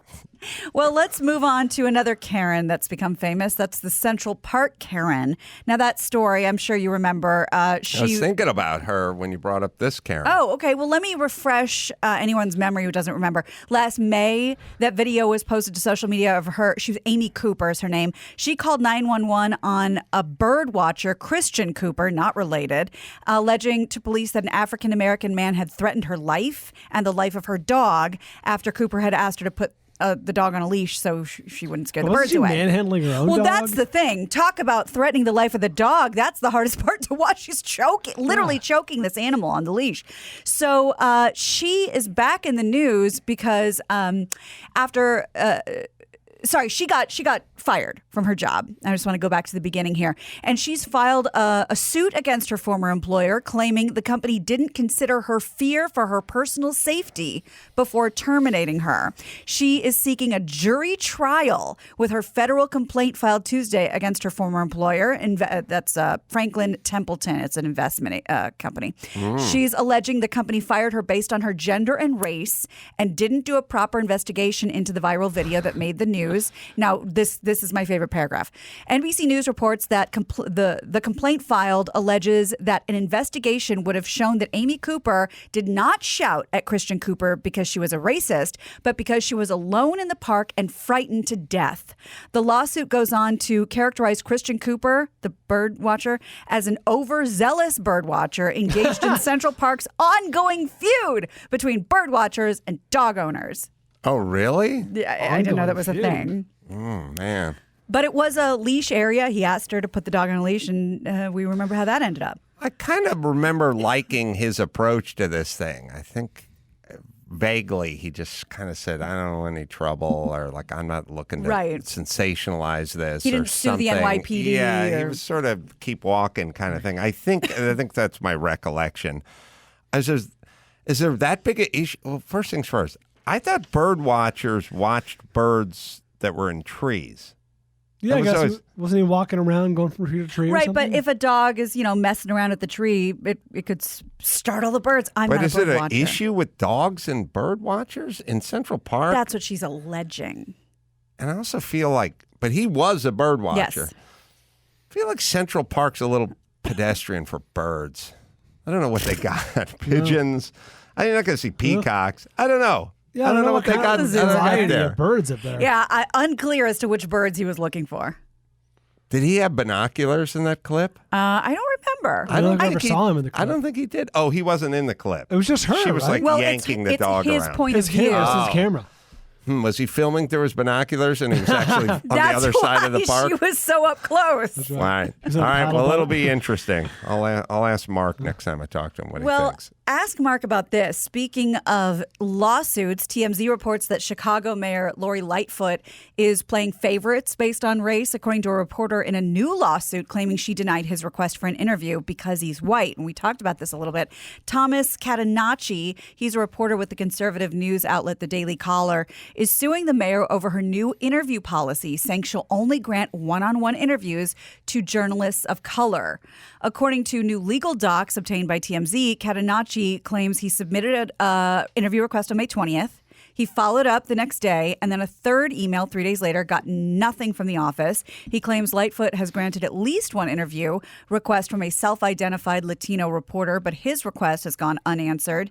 The mayor said she's sick and tired of looking at local media in Chicago that's white, so she's taking matters into her own hands and only granting one-on-ones to people of color. She's the worst person in the world. What the fuck is she doing? Is there a, I don't know if this is a cabinet position, but could you have like a professional vetter, right? Where you're like going, hey, here's what I'm thinking about professional vetter. I'm thinking about getting in front of a microphone and announcing out loud, I don't want to talk to white people, only black people. I'm going to do interviews. And then the professional vetter would go, hey, cunt, are you crazy? Bad idea. Shut the fuck up. Someone just, by the way, during this conversation, some black kid got shot. Right. In your city. So just shut up and get to the fucking business. She's so weird and like angry and fucked up. Yeah, it's unfortunate because if you're liberal or whatever and you're looking on paper, you're like, oh, interesting. A black lesbian mayor of a huge city has a relationship with the police department. Like this could be really cool for the city. And this is the main story. Well, we've gotten so whacked out with racism that we're turning some sort of weird corner where it's no longer good enough to just go with the Martin Luther King, content of character. Right. Now we have to see it everywhere and then start planning accordingly for how we're going to fix this. And if there is a problem in that you do not have enough black reporters, then that's something to work on. Right. A grant, an endowment, a scholarship, or to a journalism school, or go to the inner cities. Plenty of great journalism schools in Chicago. In recruit or something like that. It's that thing we always talk about. Like if black and Latino students aren't achieving well in standardized testing for mathematics, the answer isn't get rid of mathematics testing. Go fucking make a dent in your problem that you have announced. That you identified and it said, we have a problem. There's not enough X, Y, and Z. Good. Then put forward some spending bill or some grant or some legislation that says, I'm going to correct the problem. It's not, I don't talk to white reporters. Well, and it's like you just said the other day, then by all means, get them IDs. Yes, anyone without a voter ID. Go recruit young black men to be reporting and reporters in the inner city or whatever it is. She's just angry. Well, remember, she did get that haircut during lockdown. My favorite part about that entire thing, and she's a person, she's kind of like Gavin Newsom, that she doesn't know what she sounds like when she's speaking. Right. You know what I mean? Like when we're listening to Gavin Newsom, like, well, Gavin, what about people fleeing California and going to other states? Where are they going to go? Well, they're Never go off teleprompter. They're going to go to other states. Well, hey, you know what? That reminds me of a story. I know a nice couple that moved to Salt Lake City. Very happy. Something is wrong with your brain if that's the way you answer questions. Her thing a year ago was, she shut down all the salons and then she got her hair done. Right. And I that stuff doesn't bother me that much because it's like her and everyone else just went and found a way to get their fucking hair done. The problem is you're the ones shutting down the salon. But she just said, hey, I'm the mayor and I do stuff on camera and I got to look good. Right. Okay, and then she paused and she went, and I care a lot about my hygiene. And I was like, why are you adding that? You should have walked Other away, than taking the me, win. who does not care about their hygiene? Like, now you've just insulted everyone Your because entire constituency. everyone cares about Right. their hygiene. Right. And sometimes yours, depending on how close you are on the subway. That's true. And now stop speaking. Why did you Right. have to say that? I don't have the full story. I just remember seeing a headline earlier, and I'll have more. I'll have more soon. But you heard that Joe Biden is expected to announce that Garcetti will be the ambassador to India. Yeah. To show him how it's done, or what are we doing? Garga sent a tweet out thanking Biden. Oh, yeah. Removing. That's pretty great, actually. That's Yeah. right. Okay. That would be so We'll have more on that awesome. So he's later. going to be unable to complete his duties as mayor? Yeah. So we were talking about Cameo, and with good reason earlier, but Matthew Perry has quit Cameo and is no longer offering personalized video messages for fans. He was charging $999 for a 20-second video message on the app. 20 seconds. 20 seconds. I'll do as long It's as you like want Super for Bowl 35. ad. Yeah. But it appears that he has deactivated the account. The move comes after fans expressed concern with his slurring of speech at the promo for the Friends reunion. A source close to Perry, as we talked about, explained to The Sun that he was slurring because he had dental work done. But others on social media have been pointing out that his slurred speech has been going on since December. The source adds that Perry has been telling friends that he's sober and there's nothing to worry about. It's going to page 6. I wonder how it would feel if I saw a whole bunch of other Natasha Henstridge cameos where Oh. she's like, oh, Danny Bonaducci, I always thought you were so cute. Oh, Tom Likas. Happy birthday, Shotgun Tom. Yeah. Oh, I would be devastated. Sexiest man on earth. I love you in that big hat. Boys had a crush on you. Oh, Grease Man. I've always been a fan. Little smacky. This one goes out to John and Jeff. That would be if I ever see awesome. that, I will be destroyed. John and Jeff. Where are John and Jeff? John and Jeff. We're two guys who, and then there was just a list. Yeah. I missed the shit out of John and Jeff. It was the most mundane. We're two guys who don't like steel magnolias. Okay, all right. It's two guys then. We don't like those short socks with the big pom-pom ball on the back of it. We're two guys. I know. It was so Who think traffic sucks? Oh, I don't care for itchy socks. I miss those guys. I love John and Jeff. Are John and Jeff on? Chris, find them. Find John and Jeff.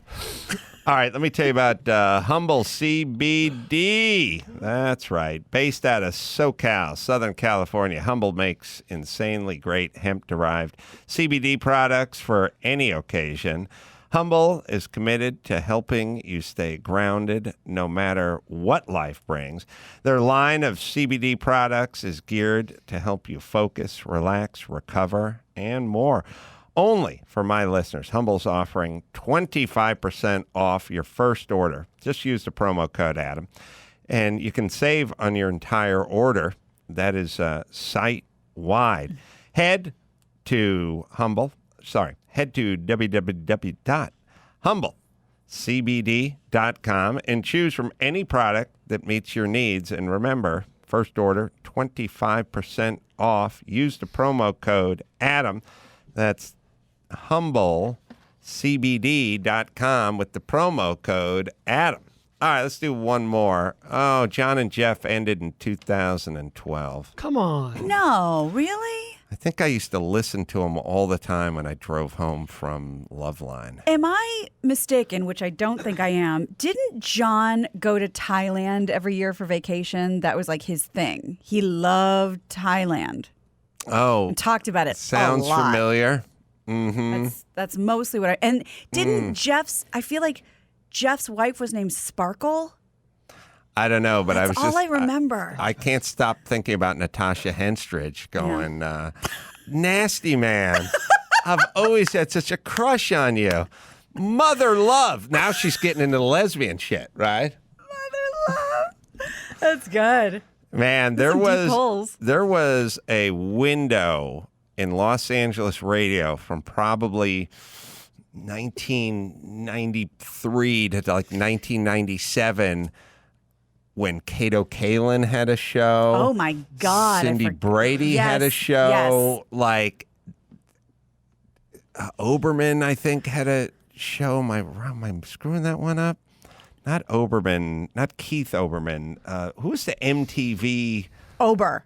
Who was the remote control? Ken Ober. Right. Yeah, Ken Ober.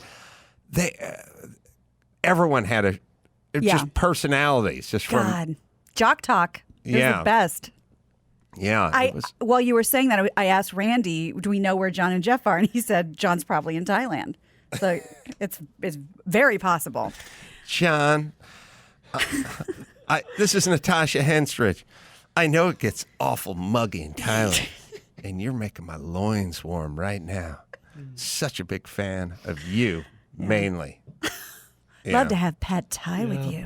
Their email address is listed as an AOL email. That's not a good sign. That tells you anything. That's not a good sign. Yeah. Well, real quick, we'll just move on to this. NBC did not travel far to replace Ellen, who will be coming to an end in 2022. That will be replaced by Kelly Clarkson, the Kelly Clarkson Show. She has a show right now. She does, which I think she's been sort of groomed, I guess, which is owned by NBC. Will take over for Ellen in the fall of 2022. Her contract runs to the end of 2023, and producers say we're working on some big plans for her. And now, who's going to replace Kelly? A suggested name that has been bandied about is Miley Cyrus. But people they loved Ellen, but people love Kelly Clarkson. You know, there's a thing about those shows, I think, you have to pretend to be in a great mood every single day. Yeah, and she's going through a pretty bitter divorce, I think. Every single day you have to just hit that stage and look so happy that everyone from the methadone clinic decided to come out and visit you at 2 p.m. at CBS Radford. And it's got to be a grind at a certain point. You know, actually, I think people get pent up. Because if you think about it, it's called venting. You know what I mean? Like you vent, you purge, you know, whatever it is. Get it off your chest. Yeah, I don't know. I was talking to someone the other day. I can't remember who or what it was, but they were saying like, you don't seem like you don't seem that troubled. You don't seem like you're carrying around a lot of whatever. Right. And I was like, I vent 2 hours every single day. Like I purge it. Yes. Every day. But what if I just come in here and pretend like I was in the best mood ever? God. Every single day for 2 hours? I'm terrified of I would just go home and beat the shit out of my dog. You have no choice. That's why these people unload on their assistants and stuff like that, because they have to paint on a smile. They're going through a shitty divorce or going through whatever. They have to paint this smile on and go out there and pretend to be in the best mood ever every Monday through Friday for the next 1,000 years. They have to just paint it on and push it out and act so excited to talk to some author who you'd never heard of. Dog trainer. Right. But, you know, I never had thoughts about Kelly Clarkson one way or the other. I'm not a huge, pop music fan. She's fine, whatever. But when I heard her interviewed, I think, on Stern a while back, I became mesmerized with her. I mean, I think she seems like a very cool person, though. Like I said, I think there was maybe a tough custody battle going on, so this would be a tough time for her to get in the happy business like that. Yeah. All right.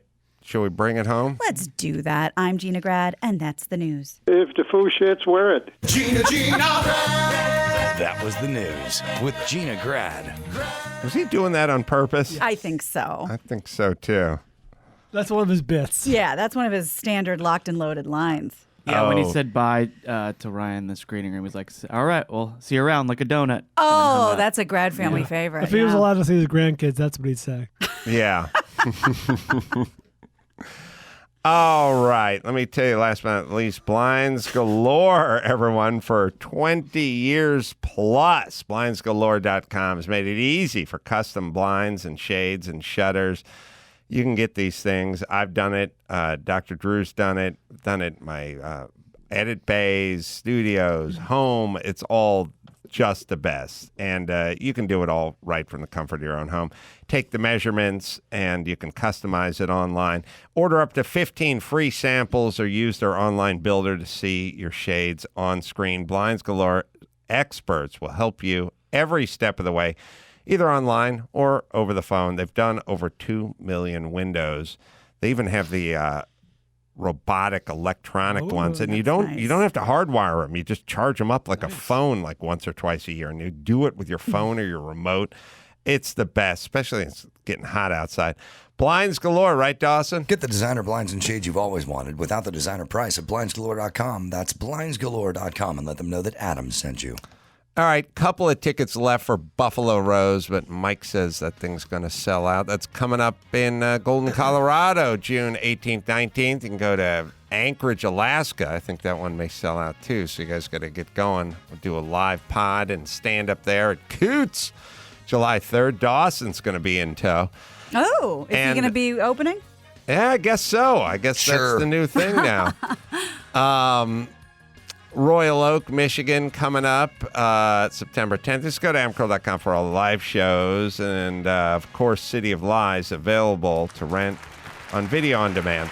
Brad Furman. Until next time, Adam Carolla for Brad Furman and Gina Grad and Ball Bryan saying mahalo. Thank you for being the shit.